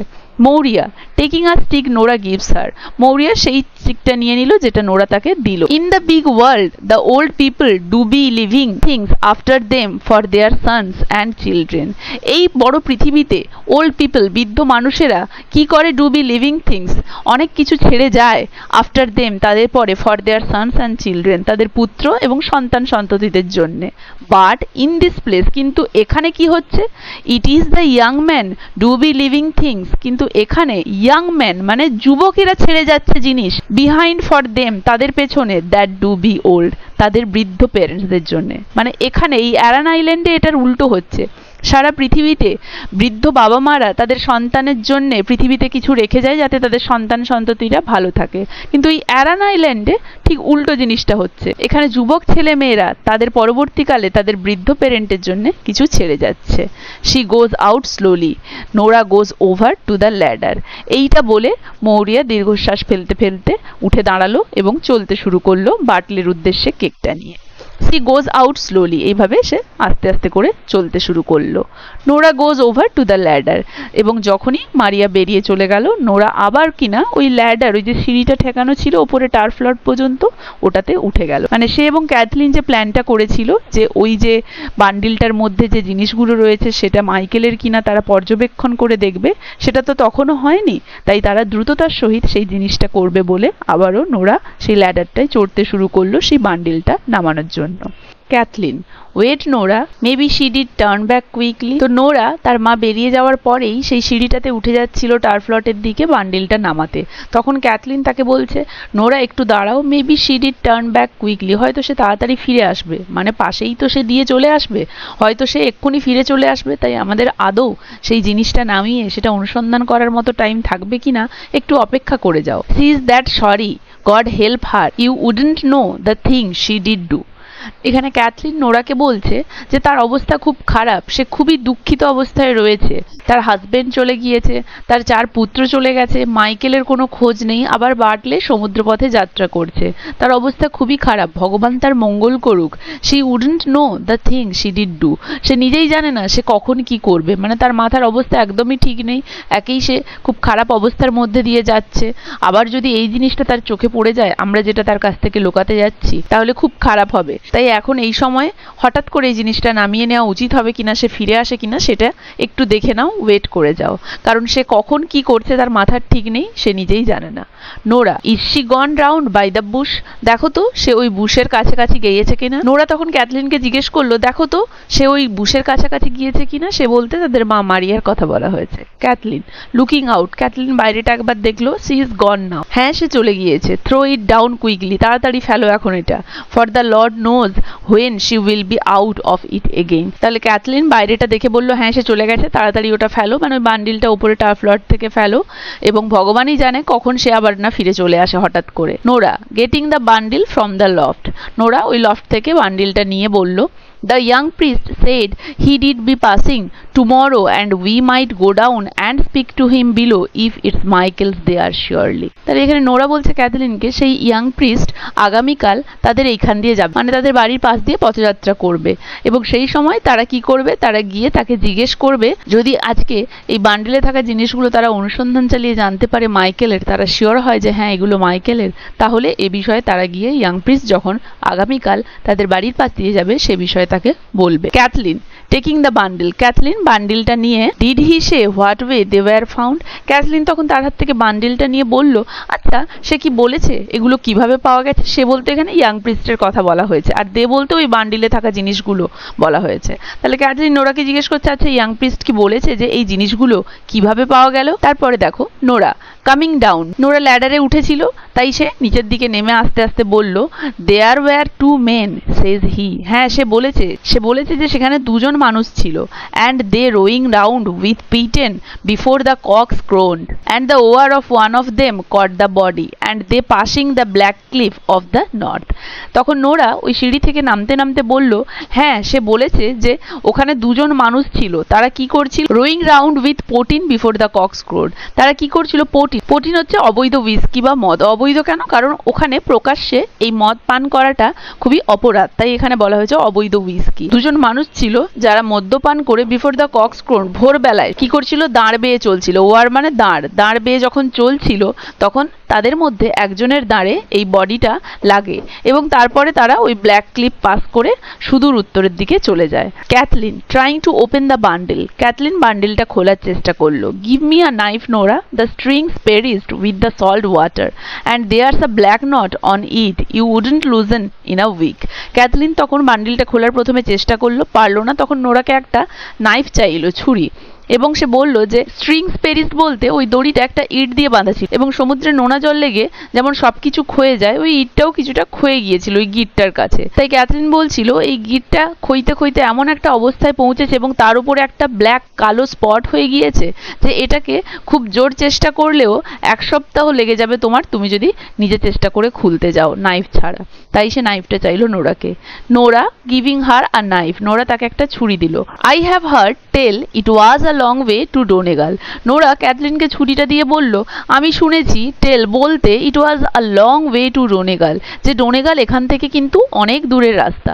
Kathleen cutting the string, Cathleen দড়িটা কাটছিল। ইট ওয়াজ সিওরলি, হ্যাঁ অবশ্যই। There was a man in here a while এগো, the man sold us that knife, হ্যাঁ অবশ্যই এখানে একটা মানুষ ছিল অনেক দিন আগে সেই মানুষটাই আমাকে এই ছুরিটা বিক্রি করেছিল। And he said if you set off walking from the rocks beyond, এবং সে বলেছিল যে তুমি যদি এই পাথরের কাছ থেকে বা পাথরের পেছন থেকে হাঁটা শুরু করো, মানে এই জায়গা থেকে আমাদের বাড়ি থেকে হাঁটা শুরু করো, it would be 7 days, you'd it be in Donegal, তাহলে তোমার ডোনেগাল পৌঁছতে 7 দিন লাগবে। তাহলে ক্যাথলিন বলল অনেক দিন আগে এখানে একটা লোক ছিল যার কাছ থেকে এই ছুরিটা কিনেছিল, সে নাকি ক্যাথলিনকে বলেছিল যদি তাদের এখান থেকে হাঁটা শুরু করে একজন মানুষের হেঁটে ডোনেগাল পৌঁছতে 7 দিন সময় লাগবে, তাহলে অবশ্যই ডোনেগাল এখান থেকে অনেক দূরে। তারপর নোরা কি বলল, and what time would a man take and he floating, তাহলে একজনের মানুষের যদি হেঁটে পৌঁছতে এতক্ষণ লাগবে, তাহলে একটা মানুষের ভেসে আসতে ওই ডোনেগাল থেকে এখান পর্যন্ত কতক্ষণ লাগবে? তাহলে একটা মানুষের হেঁটে পৌঁছতে যদি এতটা সময় লাগে, তাহলে একটা ডেড বডির ভেসে আসতে কতদিন সময় লাগবে? Kathleen opens the bundle and takes out a bit of stocking. Kathleen তারপরে এই বান্ডিলটা খুললো এবং সেই বান্ডিল থেকে একটা স্টকিং বের করলো। They look at them eagerly, এবং সেটা বের করে ক্যাথলিন এবং নোরা সেটার দিকে তারা ইগারলি মানে খুব উৎসুক হয়ে তাকিয়ে থাকলো, খুব গভীরভাবে সেটা পর্যবেক্ষণ করে দেখতে থাকলো সেটা মাইকেলের কিনা। Kathleen in a low voice, Kathleen বিড়বিড় করে বলল, তাহলে তারা ওই বান্ডিলটা খুলে এক জোড়া স্টকিং পেয়েছিল, সেটার দিকে তারা দুজনে খুব ইগারলি তাকিয়েছিল এবং ক্যাথলিন একটা লো ভয়েসে বলল, দ্য লর্ড স্পেয়ার আস, ভগবান আমাদের মঙ্গল করুক। Nora, isn't it a queer hard thing to say if it's his they are surely, যে নোরা এটা কি কঠিন ব্যাপার নয় যে এটা মাইকেলের কিনা শিওর হয়ে বলা, মানে এটা আদৌ মাইকেলের কিনা বা মাইকেলের যে এটা শিওর হওয়া খুব কঠিন ব্যাপার নয় কি? মানে এটা তো খুবই হার্ড যে এটা শিওর করে বলা যে হ্যাঁ এটা মাইকেলেরই। Nora, I will get his shirt off the hook the way we can put the one flannel on the other. She looks through some clothes hanging in the corner. It's not with them, Kathleen, and where will it be? তাহলে Nora বলছে I will get his shirt off the hook. দাঁড়াও ওই hook থেকে আমি তার শার্টটা আনি, the way we can put the one flannel on the other. এইভাবে আমরা একটা শার্টের ফ্ল্যানেলকে অন্য একটা শার্টের ফ্ল্যানেল দিয়ে কম্পেয়ার করে বুঝতে পারবো এটা মাইকেলের কিনা। She looks through some clothes hanging in the corner, তাহলে কোনার দিকে কিছু জামা কাপড় ঝুলছিল এবং সেগুলো হয়তো মাইকেলের, তাই নোরা সেগুলোর দিকে পয়েন্ট আউট করে বলল, দাঁড়াও হুক থেকে ওই জামা কাপড়গুলি আনতে দাও এবং ফ্ল্যানেলগুলো কম্পেয়ার করে আমরা বুঝতে পারবো তাহলে যে এটা মাইকেলের কিনা। ইটস নট উইথ দেম, এটা ওটার সাথে ম্যাচ করছে না Cathleen. And where it will be, তাহলে এটা কোথায় থাকবে? Cathleen, I am thinking Bartley put it on him in the morning, আমার মনে হয় বাটলে আজকে সকালে এটা পরে নিয়েছে। For his own shirt was heavy with the salt in it, কারণ তার নিজের শার্টটা ওই সমুদ্রের নোনা জলে ভিজে তাতে লবণ লেগে সেটা ভারী হয়ে গিয়েছে, তাই হয়তো সে তার নিজের শার্টটা খুলে মাইকেলের ওগুলো পরে নিয়েছে, তাই আমরা এই ফ্ল্যানেলগুলো থেকে ম্যাচ করতে পারছি না। পয়েন্টিং টু দ্য কর্নারের দিকে পয়েন্ট করে ক্যাথলিন এটা বলল। There's a bit of sleeve was of the same stuff, দেখো এখানে এই যে স্লিভগুলো দেখে মনে হচ্ছে এগুলো একই জিনিস দিয়ে তৈরি, মানে এই জামাগুলো যেটা দিয়ে তৈরি সেটা দিয়েই এইগুলো তৈরি। Give me that and it will do, আমাকে দাও তো ওটা, মিলিয়ে দেখি যে একই বিট দিয়ে তৈরি, এর স্লিভগুলো যেটা দিয়ে তৈরি ঠিক একই জিনিস দিয়ে ওগুলোও তৈরি, তাও ম্যাচ করে দেখি তাহলে হয়তো এটা কাজ করবে। Nora brings it to her, Nora তার কাছে এনে দিল এটা। And they compare the flannel, এবং তারা তারপরে ওই ফ্ল্যানেলগুলো দুটোর কম্পেয়ার করে দেখতে থাকলো। Kathleen, it's the same stuff, হ্যাঁ এটা তো একই জিনিস দিয়ে তৈরি Nora, but if it is itself aren't there great rolls of it in the shops of Galway, কিন্তু যদি এগুলো একই স্টাফ দিয়ে তৈরি হয় তাহলে এটার কি চান্স থাকছে না যে এই গালওয়েতে তো এই ধরনের জিনিস একই দোকান থেকে অনেকেই কিনতে পারে, তাহলে গালওয়েতে তো দোকান আছে এবং ওই দোকানে তো এই সেম স্টাফ পাওয়া যায়, এমনটা তো হতেই পারে যে অন্যান্য মানুষেরাও ওই একই স্টাফ কিনে সেগুলো পরছে। And isn't it many another man may have a shirt of it as well as Michael himself, এবং এটা কি হতে পারে না যে মাইকেলও যেরকম শার্ট কিনে পরছিল ঠিক একই রকমের শার্ট কিনে গালওয়ে থেকে অন্যান্যরাও পড়তে পারে, কারণ গালওয়ের সবগুলোতে তো একই ধরনের স্টাফ পাওয়া যাচ্ছেই, তাহলে এটার কি চান্স থাকছে না? Nora, who has taken up the stocking and counted the stitches, Nora ততক্ষণে ওই স্টকিংগুলো নিয়ে তাতে কিছু সেলাই সে দিয়েছিল সে কাউন্ট করতে থাকলো সেই সেলাইগুলো ম্যাচ করছে কিনা। ক্রাইং আউট, চিৎকার করে উঠলো, ইটস মাইকেল, এটা মাইকেলের। ক্যাথলিন, ইটস মাইকেল, এটা মাইকেলেরই। গড স্পেয়ার হিজ শো, ভগবান তার আত্মাকে শান্তি দিক। And what will herself say when she hears this story and Bartley on the sea. And what will herself say, এবং এটা আমরা তাকে কি করে বলবো? তাকে বলতে হারসেলফ বলতে এখানে তাদের মা মারিয়ার কথা বলা হয়েছে। তাহলে নোরা এই শার্টগুলো যে মাইকেলের সেটা সম্পর্কে শিওর হয়ে বলল ভগবান তার আত্মাকে শান্তি দিক, এগুলো মাইকেলেরই। এই খবরটা আমরা মাকে কিভাবে বলবো? When she hears this story, যখন সে এটা শুনবে যে মাইকেল আর বেঁচে নেই এবং এই মুহূর্তে বাটলেও এখন সমুদ্র যাত্রায় রয়েছে, তাহলে মা হিসেবে তার প্রতিক্রিয়া কি হবে? আমরা তাকে কিভাবে বলবো এটা? তাহলে নোরা যখন নিশ্চিত হলো যে ওই সমস্ত জিনিসগুলো মাইকেলের, সে বলল ভগবান মাইকেলের আত্মাকে শান্তি দিক, এবং মা মারিয়াকে তারা কিভাবে বলবে, সে কিভাবে এই জিনিসটার ক্ষতটা সহ্য করবে। Kathleen taking the stocking, Kathleen ওই স্টকিং গুলো নিয়ে, ইটস আ প্লেন স্টকিং, এটা তো একজোড়া normal stocking. Nora, it's the second one of the third pair I knitted and I put up 3 score stitches and I dropped 4 of them. Nora বলল এটা সেই 3 জোড়ার দ্বিতীয়টি যেটা আমি সেলাই করেছিলাম। I put up 3 score stitches, আমি এটাতে 60টা স্টিচ দিয়েছিলাম। 1 score equal to 20, তাই 3 score মানে আমি এটাতে 60টা স্টিচেস দিয়েছিলাম। and I dropped 4 of them, এবং 4 নাম্বারটা আমি গ্যাপ দিয়েছিলাম, এবং এটাতে সেমটাই রয়েছে। তাই নোরা এটা কাউন্ট করে বুঝে গেল যে এটা আর কারো না, তাদের ভাই মাইকেলেরই এটা। তাই নোরা দুঃখ প্রকাশ করে বলল, হায় ভগবান, আমরা মাকে কিভাবে এই খবরটা দেব যে তার পুত্র সন্তান মাইকেল আর নেই? সে এটা শুনে কি করবে? Kathleen counts the stitches, Kathleen সেই স্টিচগুলো কাউন্ট করলো। It's that number isn't it, crying out, Ah Nora, isn't it a bitter thing to think of him floating that way to the far north and no one to keen him but the black hug that do be flying on the sea? Kathleen কি করলো? সে স্টিচগুলোকে count করে দেখলো এবং তারপরে চিৎকার করে বলে উঠলো, হ্যাঁ এটা তো সেই এক্স্যাক্ট সেই নাম্বারে মিলে যাচ্ছে। তারপরে সে চিৎকার করে নোরাকে বলল, Nora, isn't it a bitter thing, এটা কি খুব খারাপ জিনিস নয়? To think of him floating, যে এটা ভাবা, এখানে হিম বলতে মাইকেলের কথা বলা হয়েছে, যে মাইকেলের দেহটা ভেসে ভেসে সেই ফার নর্থ, সুদূর নর্থে গিয়ে পৌঁছেছে এবং সেখানে কেউ নেই তার উদ্দেশ্যে বিলাপ করার, তার উদ্দেশ্যে বিলাপ করার বা শোক প্রকাশ করার, শুধুমাত্র ওই ব্ল্যাক হেক্স বলতে সমুদ্রে উড়ে বেড়ানো পাখিগুলোর কথা বলা হয়েছে। তাহলে এখানে ক্যাথলিন বলল, নোরা, এটা কি খুবই একটা খারাপ জিনিস নয় যে তার দেহটা সুদূর উত্তরে ভেসে গেল এবং সেখানে তার ওই আত্মার শান্তি কামনার উদ্দেশ্যে বিলাপ করার একটা কেউ নেই শুধুমাত্র ওই ব্ল্যাক হেক্স গুলো ছাড়া? Nora swinging herself round and throwing out her arms on the clothes, Nora তখন এক পাক ঘুরে নিল এবং তার আর্মস গুলোকে ক্লোথের দিকে ছড়িয়ে দিল।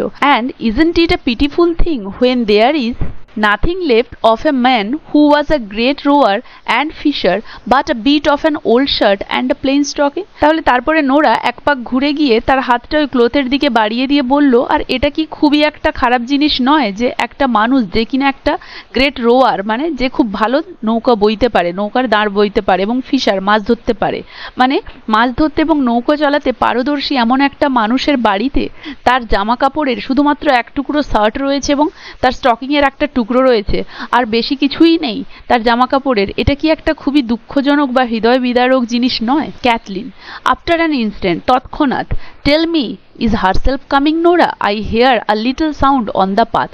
ক্যাথলিন তখন তৎক্ষণাৎ নোরাকে জিজ্ঞেস করলো, দেখো তাদের মা মারিয়া বেরিয়েছিল বাটলেকে কেকটা দেওয়ার উদ্দেশ্যে এবং তখনও ফেরেনি, তাই এই সমস্ত জিনিস করার মাঝে ক্যাথলিন হঠাৎ করে কিছু একটা সাউন্ড শুনতে পেয়েছিল বাইরে থেকে। তাই সে নোরাকে বলল, দেখো তো নোরা, সে আসছে কিনা। সে বলতে তাদের মা মারিয়ার কথা বলা হয়েছে, হারসেলফ বলতে এখানে বলছে যে আমি একটা শব্দ পাচ্ছি ওই রাস্তায়। দেখো রাস্তার শব্দ পাচ্ছে মানে বলতে চাইছে রাস্তাটা এখানে মসৃণ নয়, এবড়ো খেবড়ো নুড়ি পাথর বেছানো, তাই কেউ ওর উপর দিয়ে যখন হাঁটছে তাতে কিছু আওয়াজ বেরোচ্ছে।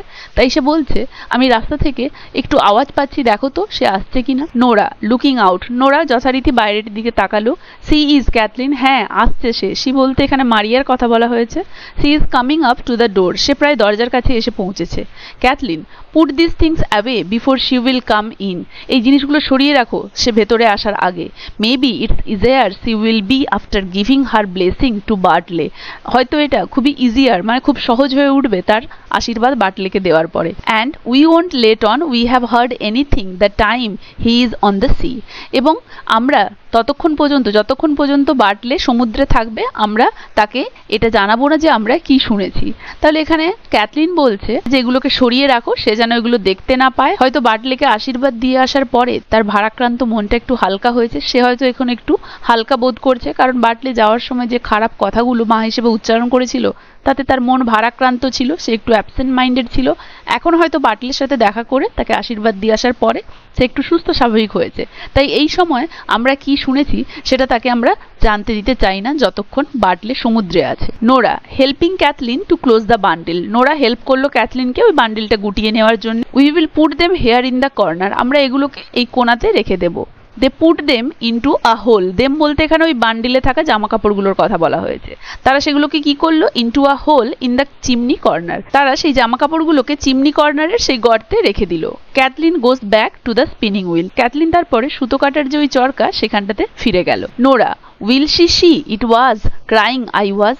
নোরা তখন ক্যাথলিনকে জিজ্ঞেস করছে যে সে কি দেখে ফেলবে যে আমরা কাঁদছিলাম, মানে আমরা যে মাইকেলের কথা ভেবে কান্নাকাটি করছিলাম, চোখ দিয়ে জল গড়াচ্ছিল, মা পৌঁছে গেলে মা কি এটা দেখে আমাদেরকে বুঝে যাবে যে আমরা কান্নাকাটি করেছিলাম? মা এটা দেখে কি বুঝে যাবে যে আমরা কান্নাকাটি করেছিলাম, কিছু একটা ব্যাপার ঘটছিল এখানে, তাই আমরা দুঃখ পেয়ে কান্নাকাটি করেছিলাম, এটা কি সে বুঝে যাবে এসে গেলে? Kathleen keep your back to the door the west the light will not be on you. তখন ক্যাথলিন নোরাকে যুক্তি দিচ্ছে যে তুমি এক কাজ করো, তুমি ওই দরজার কাছে গিয়ে দরজার দিকে পেছন করে বসো, তাহলে কি হবে, লাইটটা আর তোমার মুখে এসে পড়বে না, তাহলে আর মা দেখতে পাবে না যে চোখে জল ছিল এবং জলগুলো লাইটের আলোতে চিকচিক করবে না, তাহলে মা বুঝতেও পারবে না যে আমরা কাঁদছিলাম বা তুমি কাঁদছিলে। Nora sits down at the chimney corner. Nora chimney কর্নারে গিয়ে বসলো with her back to the door, ঠিক যেভাবে ক্যাথলিন বলেছিল দরজার দিকে পেছন করে। Maurya comes in very slowly. Maurya খুব আস্তে আস্তে প্রবেশ করলো। Without looking at the girls. দেখো তখন সে কিন্তু তার মেয়েদের দিকে তাকায়নি, মানে সে যখন ঢুকছে সে একটু অন্যমনস্ক অবস্থায় রয়েছে, মানে তাকে দেখে খুবই ডিস্টার্বড মনে হচ্ছে, তাই সে যখন ঢুকছে বা প্রবেশ করছে ঘরের ভেতরে সে কিন্তু তার মেয়েদের দিকে বিন্দুমাত্র তাকাচ্ছে না, সে একটা আনমনে ভাব নিয়ে রয়েছে, একটা ডিস্টার্বড হয়ে রয়েছে তার mind. And goes over to her স্টুল। এবং সে তার স্টুলের দিকে গেল। At the other side of the fire. আগুনের অন্যদিকে যে স্টুল রাখা ছিল সেই স্টুলের কাছে সে গেল।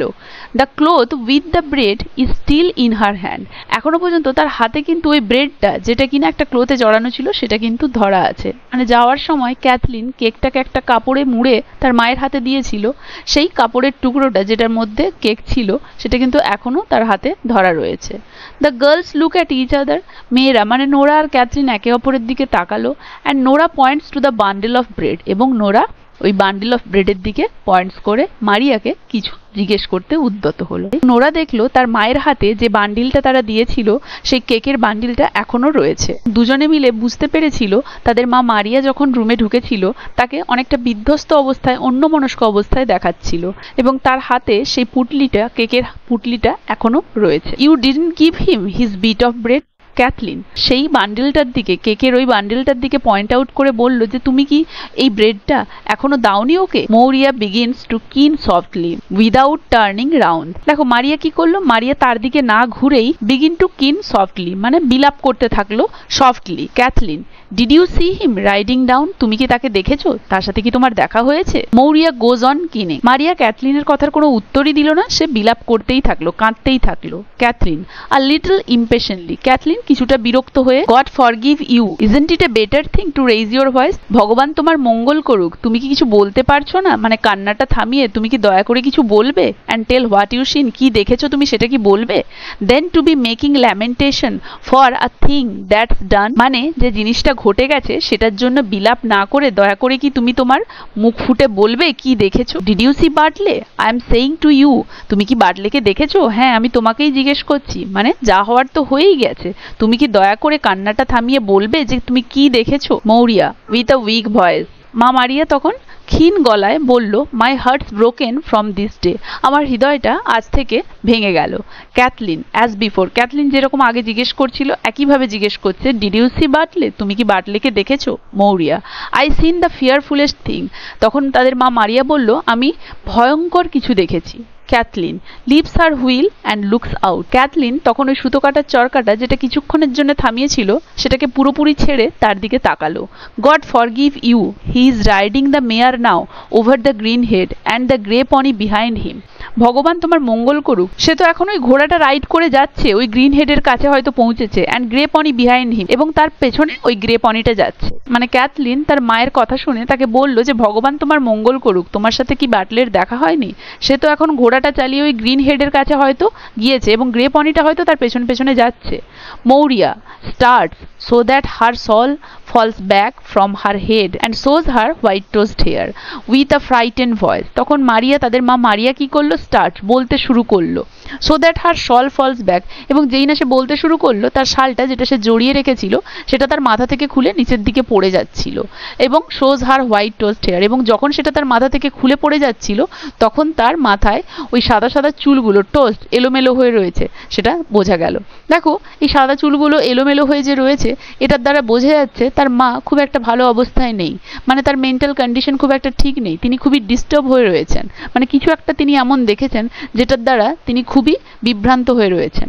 উইথ আ ফ্রাইটেন্ড ভয়েস, এবং তিনি ভয়ে ভয়ে কাঁপা কাঁপা গলায় শুরু করলেন, the grey pony behind him, হ্যাঁ ওই গ্রে পনিটা তার পেছনে ছিল। Cathleen coming to the fire, Cathleen আগুনের কাছে এগিয়ে, what is it ails you at all, তোমাকে কি এমন বিরক্ত করছে, এইলস মানে এখানে ডিস্টার্ব, মানে তোমাকে কি এমন জিনিসটা তোমার মধ্যে তোমাকে বিরক্ত করেছে, কি এমন নিয়ে তুমি ডিস্টার্ব হয়ে রয়েছো। মৌরিয়া স্পিকিং ভেরি স্লোলি, তাদের মা মারিয়া খুব স্লোলি মানে ভেরি স্লোলি কিছু বলার চেষ্টা করলো।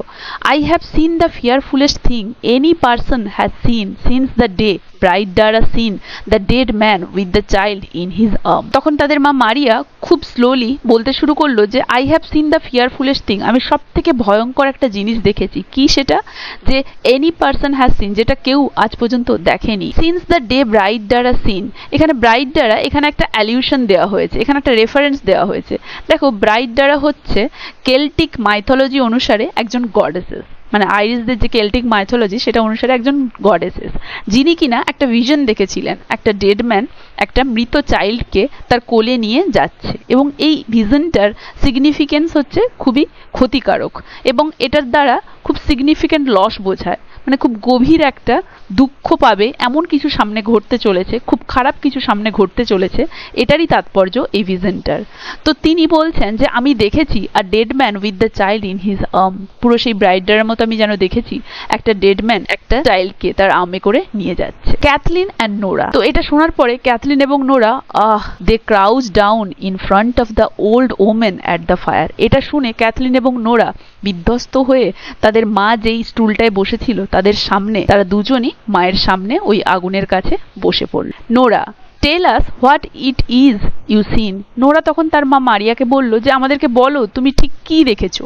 Maurya I went down to the spring wheel, আমি গিয়েছিলাম ওই স্প্রিং ওয়েলের কাছে, and I stood there saying a prayer to myself, এবং সেখানে দাঁড়িয়ে আমি নিজে নিজে একটা প্রার্থনা করছিলাম। Then Bartley came along, তারপরে আমি দেখলাম বার্টলে এসেছে, and he riding on the red mare with the grey pony behind, এবং সে ওই রেড মেয়ারটা চড়ে যাচ্ছে এবং তার পেছনে যাচ্ছে ওই grey পনিটা। She puts up her hands and as if to hide something from her eyes, she puts up her hand, সেই সময় সে তার হাত তুললো, সি বলতে এখানে মারিয়ার কথা বলা হয়েছে, সে তার হাতগুলোকে তুলে সে তার মুখটা ঢাকা দিল, অ্যাজ ইফ যেন hide something from her eyes, তার চোখ থেকে কিছু আড়াল করার চেষ্টা করছে। The son of God spare us, ভগবান আমাদের মঙ্গল করুক। সন অফ গড বলতে এখানে জেসাস ক্রাইস্টের কথা বলা হয়েছে। Kathleen what is it you seen, তুমি দেখেছোটা কি actually. Maurya I seen Michael himself, আমি মাইকেলকে দেখেছি। ক্যাথলিন স্পিকিং সফটলি, ক্যাথলিন গলা নামিয়ে খুব সফটলি ভাবে বলল, ইউ ডিড নট, না তুমি দেখোনি। ইউ ডিড নট মাদার, না মা তুমি দেখোনি মাইকেলকে। It wasn't Michael you seen, তুমি যাকে দেখেছো সে মাইকেল নয়।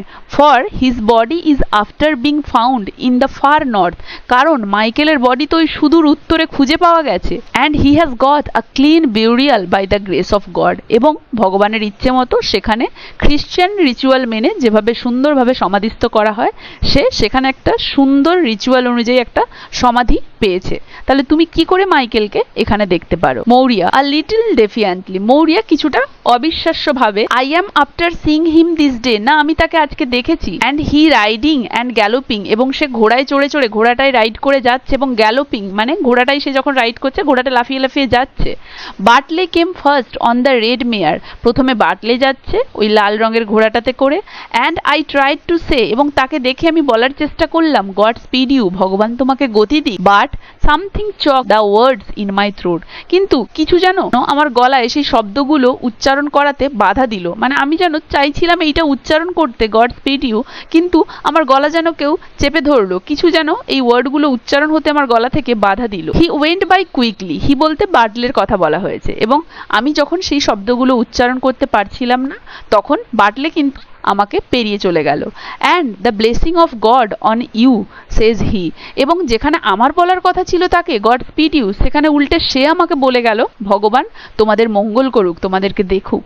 And I could say nothing, এবং আমি কিছুই বলতে পারলাম না তাকে। I looked up then and I crying, আমি তারপরে তাকিয়ে রইলাম এবং আমি কাঁদতে থাকলাম। At the grey pony and there was Michael upon it, আমি তারপরে তাকিয়েই থাকলাম সেদিকে এবং কাঁদতে থাকলাম, এবং তারপরে আমি দেখলাম গ্রে পনিটা এবং তাতে ছিল Michael, with fine clothes on him, এবং তার গায়ে ছিল ফাইন ক্লোথস মানে একদম নতুন চকচকে জামা কাপড়, and new shoes on his fit, এবং তার পায়ে ছিল নতুন জুতো।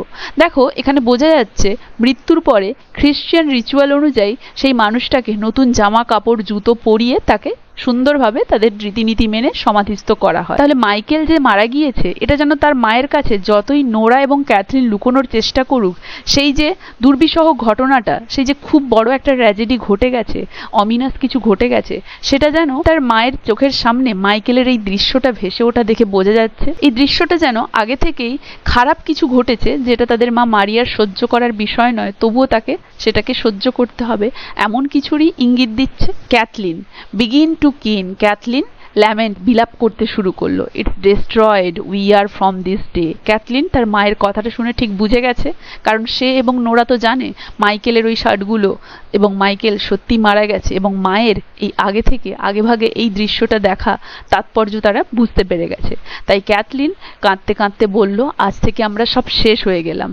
ইটস ডিস্ট্রয়েড সিওরলি, হ্যাঁ অবশ্যই আজ থেকে আমরা শেষ হয়ে গেলাম, মানে কোনো মেল মেম্বারই তো আমাদের বাড়িতে আর বেঁচে রইল না, কারণ মাইকেল অলরেডি মারা গিয়েছে এবং বাটলেও সেই সমুদ্র যাত্রার উদ্দেশ্যে বেরিয়ে গিয়েছে। তাই বাটলেও আদৌ ফিরবে কিনা, তার উপরে মা মারিয়া এই ধরনের অশুভ কথা বলেছে, সেও আদৌ ফিরবে কিনা তারও কোনো গ্যারেন্টি নেই।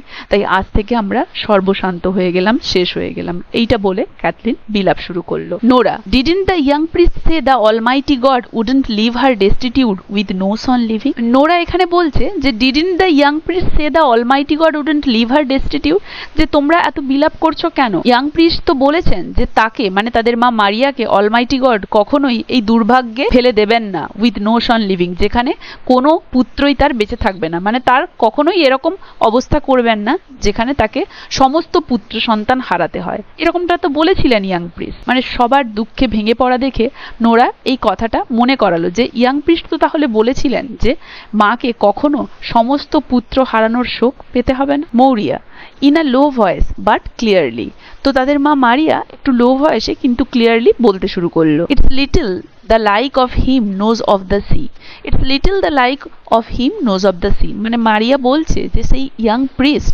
সমুদ্র সম্পর্কে কতটুকুই জানে, মানে সমুদ্র সম্পর্কে তিনি বেশি কিছু জানেন না, কারণ প্রিস্ট তো উনি, সমুদ্র নিয়ে তো উনার কারবার নয়, সমুদ্র নিয়ে বেশি আমরা এই লোকাল পিপলরা যাদের জীবিকা নির্ভর করে সমুদ্রের ওপরে তারা বেশি জানি, তিনি তো বেশি জানেন না, তাই তিনি বলেছেন। Bartley will be lost now, আজ থেকে বাটলে আর থাকবে না। And make me a good coffin out of the white boards for I won't live after them, এবং তোমরা এক কাজ করো, তোমরা এমনকে ডেকে পাঠাও এবং আমার জন্য একটা ভালো কফিন তৈরি করো ওই হোয়াইট বোর্ডগুলো দিয়ে, কারণ আমিও মারা যাব, আমিও আর বাঁচবো না, কারণ বাটলে মারা যাচ্ছে, মাইকেল অলরেডি মারা গিয়েছে, তো আমার সমস্ত পুত্র সন্তানটাই তো মারা গিয়েছে, তাহলে আমিও তো মারা যাবো আর বাঁচবো না, আমার জন্য একটা হোয়াইট বোর্ড দিয়ে কফিন তৈরি করো। I have had a husband, এরপরে তিনি বিলাপ করা শুরু করলেন। দেখো তিনি বলছেন I have had a husband, আমার একজন স্বামী ছিল, অ্যান্ড আ হাজবেন্ড ফাদার, এবং শ্বশুর ছিল, হাজবেন্ডের ফাদারের কথা বলেছে, and 6 sons in this house, এবং 6জন পুত্র সন্তান ছিল এই বাড়িতেই, 6 ফাইন ম্যান, 6জন সুষ্ঠ সুঠাম সুপুরুষ। Though it was a hard birth I had with every one of them and they coming to the world, যদিও তাদের প্রত্যেককে জন্ম দেওয়ার সময় আমার কষ্ট হয়েছিল, তবুও তারা প্রত্যেকেই এই পৃথিবীর আলো দেখেছিল। And some of them were found and some of them were not found, এবং তাদের মধ্যে ফাউন্ড অ্যান্ড নট ফাউন্ড বলতে তাদের মধ্যে কিছু জনকে খুঁজে পাওয়া গেছে এবং কিছু জনকে খুঁজে পাওয়া যায়নি, মানে কিছু জনের ডেড বডি খুঁজে পাওয়া গিয়েছে সমুদ্র থেকে, কিছু জনের পাওয়া যায়নি। বাট দে আর গন নাও, কিন্তু এখন তারা সবাই চলে গেছে, মানে এখন তো আর কেউ বেঁচে নেই, সবাই মারা গেছে। আর বার্টলেও যে এই সমুদ্রে গিয়েছে সেও তো ফিরবে না। দ্য লট অফ দেম, তারা অনেকে ছিল। There were Stephen and Shawn. কে কে ছিল? ছিল Stephen and Shawn. Stephen and Shawn হচ্ছে মারিয়ার প্রথম পুত্রদের নাম। এখানে প্রশ্ন আসতে পারে যে মারিয়ার 6 জন পুত্রের নাম কি। এই জিনিসগুলো ভালো করে খেয়াল করবে তোমরা। Were lost in the great wind. কিভাবে মারা গেছে? তারা ওই ভয়ঙ্কর ঝড়ে মারা গিয়েছে। And found after in the Bay of Gregory of the Golden Mouth. এবং তাদেরকে কোথায় খুঁজে পাওয়া গেছে? গোল্ডেন মাউথের ওই বে অফ গ্রেগরিতে। And carried up the 2 of them. এবং তাদের দুজনকে বয়ে নিয়ে আসা হয়েছে অন দ্য ওয়ান প্ল্যাঙ্ক, একটা তক্তায় করে। প্ল্যাঙ্ক মানে তক্তা, কাঠের তক্তা। অ্যান্ড ইন বাই দ্যাট ডোর। এবং ওই যে দরজাটা, মানে সেই সময় মারিয়া তাদের কটেজের দরজার দিকে ইন্ডিকেট করে বলছে, এবং ওই যে দরজাটা, ওই দরজাটা দিয়ে একটা তক্তায় দুটো ভাইয়ের দেহ শুইয়ে আনা হয়েছিল এখানে। মানে কতটা প্যাথেটিক এই সিনটা, জাস্ট একবার কল্পনা করো। She pauses for a moment. এইগুলো বলে সে কিছুক্ষণের জন্য থেমে গেল। The girl starts as if they heard something through the door that is half open behind them. মেয়েরা মানে ক্যাথলিন এবং নোরা তখন কিছু যেন শুনতে পেল দরজার দিক থেকে, যেই দরজাটা হাফ ওপেন করা ছিল, কিছুটা খোলা ছিল। মানে তাদের পেছনে দরজাটা তো কিছুটা বন্ধ এবং কিছুটা খোলা অবস্থায় ছিল। তো সেই দরজার কাছ থেকে যেন কোনো কিছুর আওয়াজ আসছিল, সেটা ওই মেয়েরা ক্যাথলিন এবং নোরা যেন শুনতে পেল। Nora in a whisper. তো নোরা ফিসফিস করে বলল, did you hear that Kathleen? Kathleen, তুমি ওটা শুনতে পাচ্ছ? Did you hear a noise in the north east? তুমি কি নর্থ ইস্টের দিক থেকে আসা ওই শব্দটা শুনতে পাচ্ছ? Kathleen in a whisper, there someone after crying out by the seashore. ক্যাথলিনও নোরাকে ফিসফিস করে উত্তর দিল, হ্যাঁ, ওই সিশোরে, সমুদ্র উপকূলে কেউ যেন কাঁদছে, সেটারই আওয়াজ আসছে। Maurya continuous without hearing anything. যখন মারিয়া তার সমস্ত পুত্রদের মৃত্যু নিয়ে বিলাপ করা শুরু করেছিল, তখন হঠাৎই দরজার পেছন থেকে কোনো কান্নার শব্দ শুনতে পায় নোরা এবং ক্যাথলিন। কিন্তু তাদের মা মারিয়া সেদিকে কোনো কর্ণপাত না করেই বিলাপের স্বরে বলতে থাকে, দেয়ার ওয়াজ সিমাস অ্যান্ড হিজ ফাদার। সিমাস ছিল, হিজ ফাদার মানে তার বাবা ছিল, মানে মারিয়া তার স্বামীর কথা বলছে। And his own father again, এবং তারও বাবা ছিল, মানে তার শ্বশুরের কথা বলেছে, ফাদার ইন ল। তাহলে মারিয়া এখানে বলছে যে আরও ছিল, সিমাস ছিল যে মারা গিয়েছে, তার বাবা ছিল মানে হাজব্যান্ড, এবং তার নিজের বাবা এবং তার শ্বশুরও ছিল। সবাই এরা কিন্তু মারা গিয়েছে। Were lost in a dark night. এরা প্রত্যেকেই হারিয়ে গিয়েছে ওই অন্ধকার রাত্রে। And not a stick or sign was seen of them when the sun went up. এবং যখন সূর্যাস্ত গিয়েছিল তখন তাদের কারোই কোনো চিহ্ন পাওয়া যায়নি। মানে প্রত্যেকেই সমুদ্র যাত্রা করতে গিয়ে প্রত্যেকেই সমুদ্রে মারা গিয়েছে, কেউই আর ফেরেনি। There was patch after was drowned out of a carrack that turned over. তারপরে আরো কে ছিল? প্যাচ ছিল, যে কিনা ডুবে মারা গিয়েছে। কারাক, কারাক মানে হচ্ছে বোট। তাহলে প্যাচ সমুদ্রে বোট নিয়ে মাছ ধরতে গিয়েছিল এবং সেটি উল্টে গিয়ে সে ডুবে যায় এবং মারা যায়। I was sitting here with Bartley. এবং আমি সেই সময় এইখানে বসেছিলাম, মানে মারিয়া এখন যেই স্থানে বসে আছে সেটার দিকে ইন্ডিকেট করে বলছে, যখন প্যাচের মারা যাওয়ার খবর আসে, সমুদ্রে মাছ ধরতে গিয়েছিল সে, বোট উল্টে ডুবে গিয়ে যখন তার মৃত্যুর খবর আসে, আমি তখন ঠিক এই জায়গায় বসেছিলাম বার্টলেকে নিয়ে। অ্যান্ড হি আ বেবি, এবং সে তখন একটা বাচ্চা ছিল, খুবই ছোট। লাইং অন মাই 2 knees, সে আমার 2 হাঁটুর মাঝখানে শোয়ানো ছিল তাকে। অ্যান্ড আই সিন 2 ওমেন, এবং আমি তখন দেখলাম 2টো মহিলা। অ্যান্ড 3 ওমেন, এবং 3 জন মহিলা। অ্যান্ড 4 ওমেন, এবং 4 জন মহিলা। কামিং ইন, এই দরজা দিয়ে ভেতরে আসছে। অ্যান্ড দে ক্রসিং দেমসেলভস, এবং তারা একে অপরকে পের করে আসছে। And not saying a word, এবং একটাও শব্দ তারা বলছে না। মানে দেখো, তারা কোনো ডেড বডিকে আনছে। প্রথমে 1 জন, 2 জন, 3 জন, 4 জন মহিলা আসছে, এবং তারা কেউ একে অপরের সাথে কথা বলছে না। মানে একটা শোকস্তব্ধ পরিবেশ, সবাই শোকস্তব্ধ হয়ে রয়েছে, তাই একটা শব্দও উচ্চারণ না করে তারা নিঃশব্দে প্রবেশ করছে। আই লুকড আউট দেন, আমি তারপরে দেখলাম। And there were men coming after them, এবং সেই মহিলাগুলোর পেছনে পুরুষেরা এলো। And they holding a thing, এবং তারা একটি জিনিস ধরে রেখেছে। In the half of a red sail and water dripping out of it. Sail মানে হচ্ছে জাহাজের ওই পাল, সেই পালের টুকরো কাপড়, সেটার কথা বোঝানো হয়েছে যে সেই টুকরো কাপড়ের হাফটা তারা ধরে রেখেছে এবং সেটা থেকে কি পড়ছে? জল পড়ছে টিপ টিপ করে। ইট ওয়াজ আ ড্রাই ডে, এটা ছিল একটা ড্রাই ডে, মানে সেদিন কোনোরূপ বৃষ্টি হয়নি। ইট was a dry day Nora, Nora সেদিন কোনো বৃষ্টি হয়নি কিন্তু। And living a track two the door, এবং তারা এইখানে একটা সাইন রেখে যায়। এখানে ট্র্যাক মানে সাইনের কথা বলা হয়েছে, চিহ্ন বা মার্কের কথা বলা হয়েছে। She pauses again with her hand stretch out towards the door. এগুলো বলে এখানেই মারিয়া কিছুক্ষণ থামলো এবং তার হাতটা দরজার দিকে বাড়ালো। ইট ওপেন সফটলি, এবং এটা আস্তে করে খুলে গেল। An old women begin to come in, এবং যেই না মারিয়া তার হাতটা দরজার দিকে বাড়ালো, দরজাটা আস্তে করে খুললো। ওল্ড ওমেন ভেতরে প্রবেশ করলো। Crossing themselves on the threshold, threshold মানে ওই দরজা, তাহলে ওই দরজার পাশ দিয়ে তারা একে অপরকে পাশ করে ঢুকছিল ভেতরে। And kneeling down in front of the stage, এবং ওই স্টেজের সামনে সবাই হাঁটু গেড়ে বসে গেল।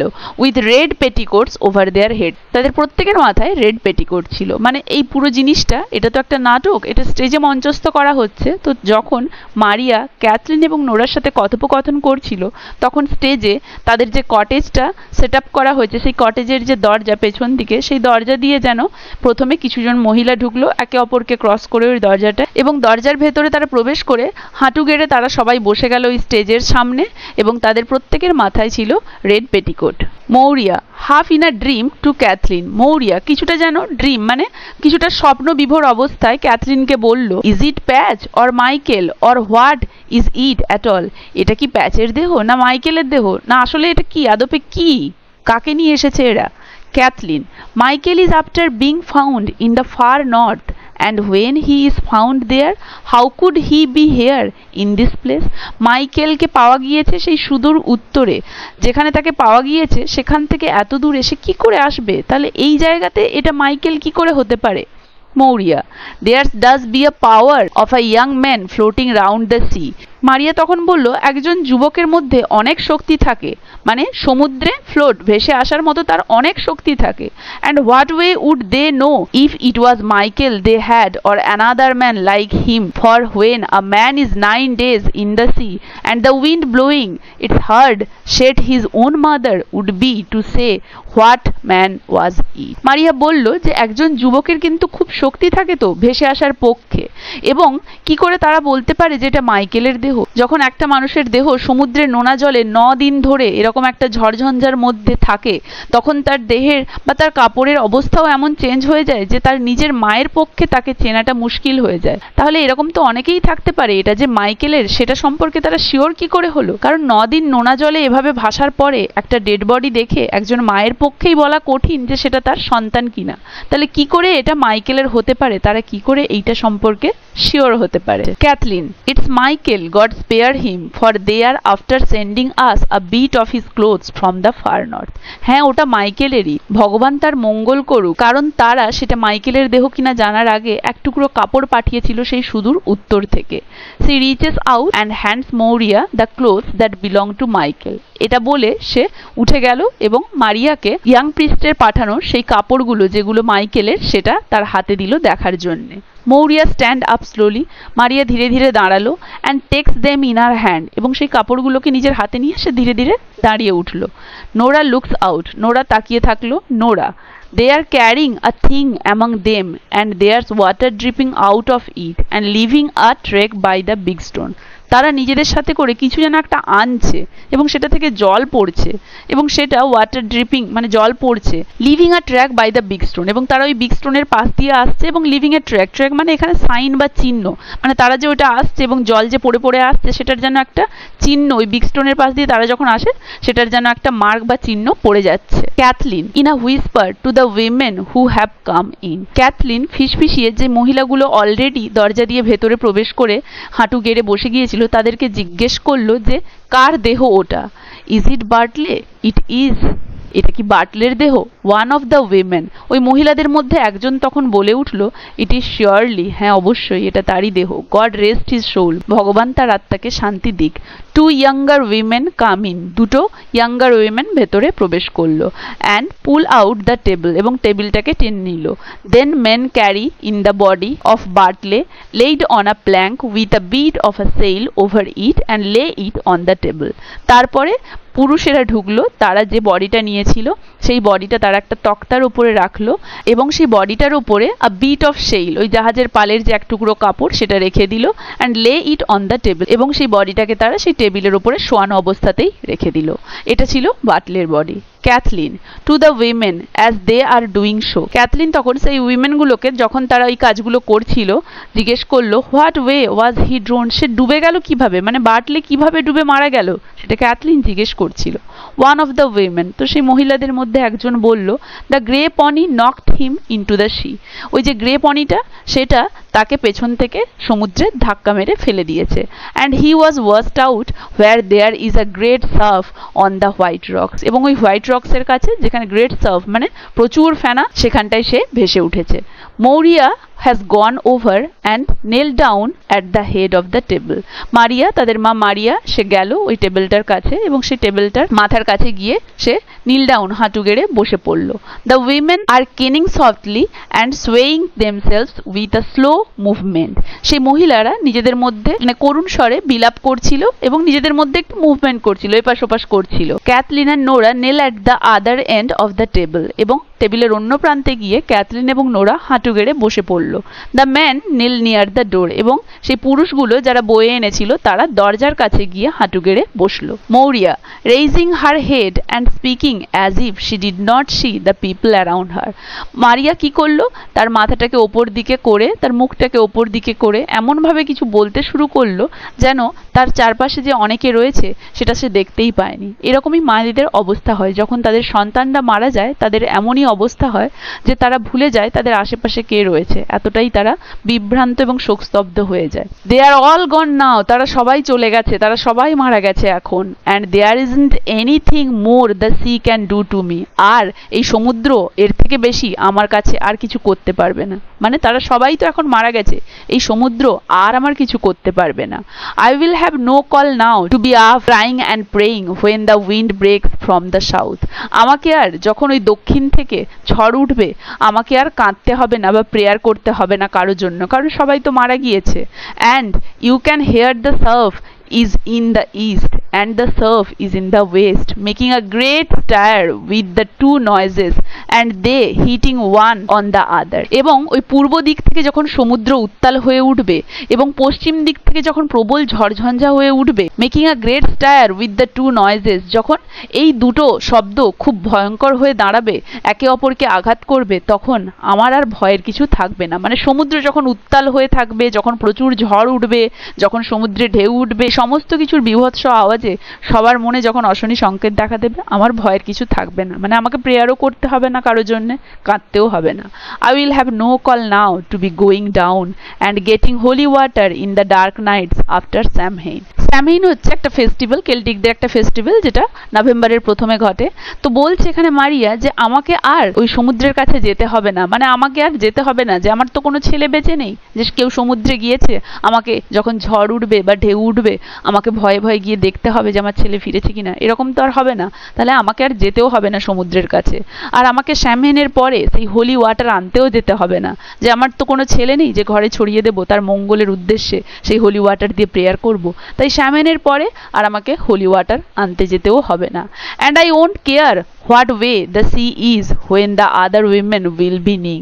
এবং আমি আর কোনো কেয়ারই করব না যে সমুদ্রের অবস্থা এখন কি রকম, মানে সমুদ্রে কোন দিক থেকে ঝড় উঠছে, কোন দিক থেকে ঢেউ আসছে, সেদিকে আমার কোনো লক্ষ্যই থাকবে না। যখন সমুদ্রের এই অবস্থা দেখে বাকি উইমেন যাদের পুত্র বা যাদের স্বামী সমুদ্রে গিয়েছে তারা চিন্তিত থাকবে, আমি আর সেই সবে কোনো ভ্রুক্ষেপই করব না। টু নোরা, নোরার দিকে, give me the holy water Nora, Nora আমাকে ওই হোলি ওয়াটারটা দাও তো। দেয়ারস আ স্মল সাপ স্টিল অন দ্য ড্রেসার, ওই ড্রেসারে এখনো অল্প হোলি ওয়াটার রয়েছে, সেইটা আমাকে দাও তো। নোরা গিভস ইট টু হার, এবং নোরা তখন তার মায়ের কথা মতো সেই হোলি ওয়াটারটা তার মাকে বাড়িয়ে দিল। Maurya drops Michael's clothes across Bartley's feet and sprinkles the holy water over him. তাদের মা মারিয়া কি করলো, মাইকেলের যে ক্লোথস জামা কাপড়গুলো ছিল সেগুলো বাটলের ফিট মানে পায়ের কাছে এনে রেখে দিল। মানে বাটলের ডেড বডিটা এনে কটেজে রাখা হয়েছে, তাদের মা মারিয়া মাইকেলের ড্রেসগুলো এনে বাটলের পায়ের কাছে রেখে দিল। And sprinkles the holy water over him, এবং সেই যে হোলি ওয়াটার যেটা স্যামহেইনের পরের দিন গিয়ে আনা হয়েছিল সেইটা গিয়ে কি করলো, বাটলের শরীরের ওপরে ছড়িয়ে দিল। এই হোলি ওয়াটার ছড়িয়ে দেওয়া থেকে বুঝতে পারা যাচ্ছে যে এদের ধর্মীয় বিষয়ের ওপরে কতটা আস্থা। It isn't that I have not prayed for you, তারপরে মারিয়া ওই জলটা বাটলের দেহের ওপরে ছড়িয়ে দিয়ে তারপরে সে কি বলল, যে এটা নয়, it isn't that I have not prayed for you, যে বাটলে এমনটা নয় যে আমি তোমার জন্য ভগবানের কাছে প্রার্থনা করিনি। বাটলে টু দ্য অলমাইটি গড, তাহলে মারিয়া বলল বাটলে এমনটা কখনোই হয়নি বা এমনটা নয় যে আমি তোমার জন্য অলমাইটি গডের কাছে প্রার্থনা করিনি। It isn't that I have not said prayers in the dark night till you wouldn't know what I would be saying, এবং it isn't that I have not said prayers in the dark night, এবং এমনটাও নয় যে আমি তোমার জন্য prayer করিনি সেই অন্ধকার রাত্রে, টিল ইউ উডেন্ট নো, এবং তবুও তুমি জানতে পারোনি এগুলো কোনো কিছু, and I wouldn't B saying, এবং আমিও তোমাকে বলিনি, মানে আজও তুমি জানতে পারলে। তাহলে এখানে মারিয়া তার ছেলের মৃতদেহর কাছে গিয়ে বলছে এমনটা নয় যে আমি তোমার জন্য অলমাইটি গডের কাছে কখনো প্রার্থনা করিনি, আর এমনটাও নয় যে কোনো ডার্ক নাইট পেরিয়েছে যে আমি তোমার জন্য ভগবানের সামনে প্রেয়ার করিনি, তা তুমি কোনোদিনই জানতে পারোনি, আমিও বলিনি এবং আজও তুমি জানতে পারলে না।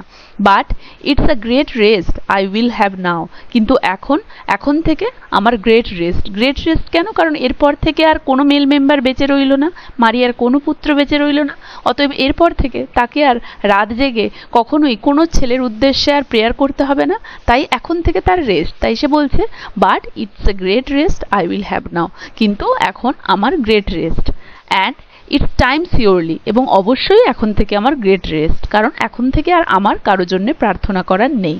It's a great rest I will have নাও। দেখো আবার রিপিট করছে লাইনটা, মানে এটার দ্বারা বোঝা যাচ্ছে যে মা হিসেবে প্রত্যেকটা ছেলের মৃত্যু দেখার পরে মারিয়ার অবস্থা কতটা খারাপ হয়ে গিয়েছে, কি করুণ পরিণতি হয়েছে, এবং সে শোকস্তব্ধ হয়ে বারবার রিপিট করছে যে আজ থেকে বা এখন থেকে আমার গ্রেট রেস্ট শুরু হয়েছে, and great sleeping in the long nights after Samhain, এবং এখন থেকে স্যামহেইনের পরেও আমি খুব ভালোভাবে ঘুমোবো, কারণ এরপরে আর স্যামহেইনের পরে আমাকে হোলি ওয়াটার আনতে যেতে হবে না।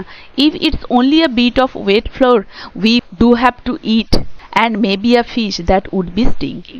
এরপরে কি বলছে যে স্যামহেইনের পরেও আমি নিশ্চিন্তে সুন্দর গ্রেট স্লিপ দিতে পারবো, কারণ আমাকে আর সেই হোলি ওয়াটার আনতে যেতে হবে না, এবং আজকের পর থেকে খাওয়ার আর আমাদের কিছু থাকবে না, শুধুমাত্র a bit of wet flour, কি একটা রুটি, এক টুকরো রুটি, এবং সেটাও ভেজা ওয়েট, এবং আর কি পড়ে থাকবে একটি মাছ যেটা হয়তো স্টিঙ্কিং, মানে যেটা থেকে দুর্গন্ধ ছাড়ছে, পচে গিয়েছে। তাহলে মারিয়া এখানে বলছে যে আজকের পর থেকে আমাদের খাওয়ার জন্যও আর কিছু থাকবে না, শুধুমাত্র এক টুকরো রুটি ছাড়া যেটা অলরেডি ভিজে গিয়েছে, এবং একটি নষ্ট হয়ে যাওয়া মাছ যেটা থেকে দুর্গন্ধ ছাড়ছে।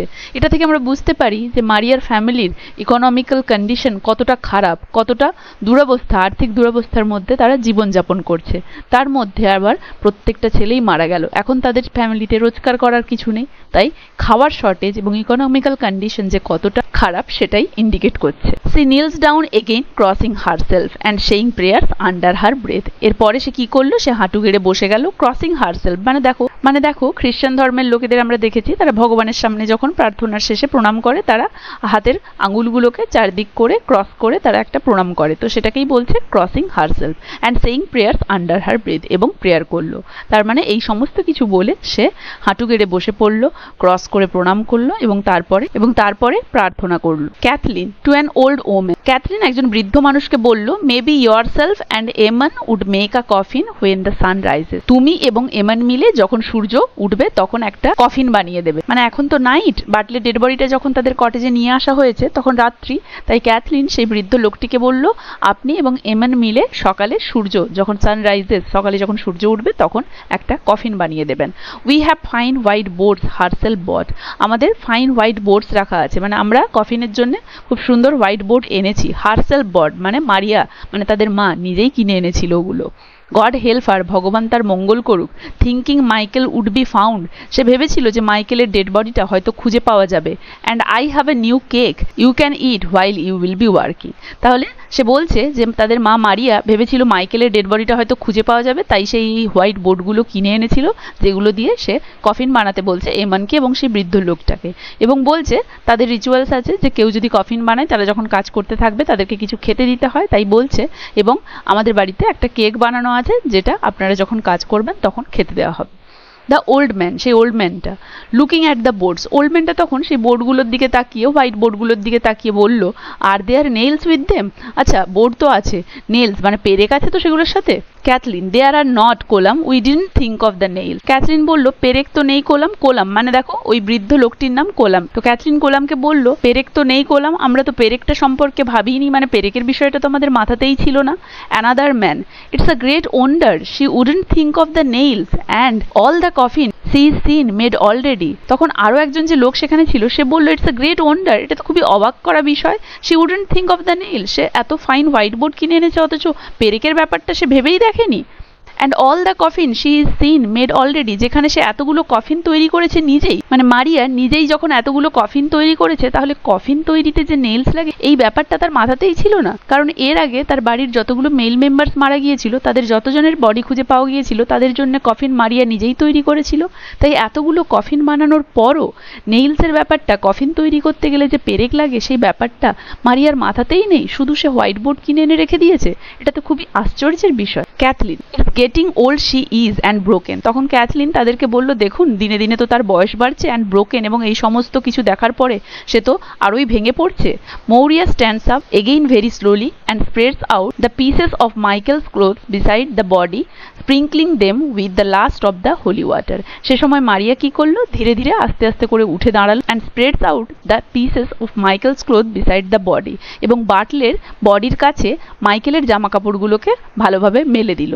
স্প্রিঙ্কলিং them with the last of the holy water, এবং তারপরে কি করলো, শ্যামহেইন থেকে আনা ওই হোলি ওয়াটারটা ওই মাইকেলের কাপড়গুলোর ওপরে এবং বাটলের ডেড বডিটার ওপরে ছড়িয়ে দিল।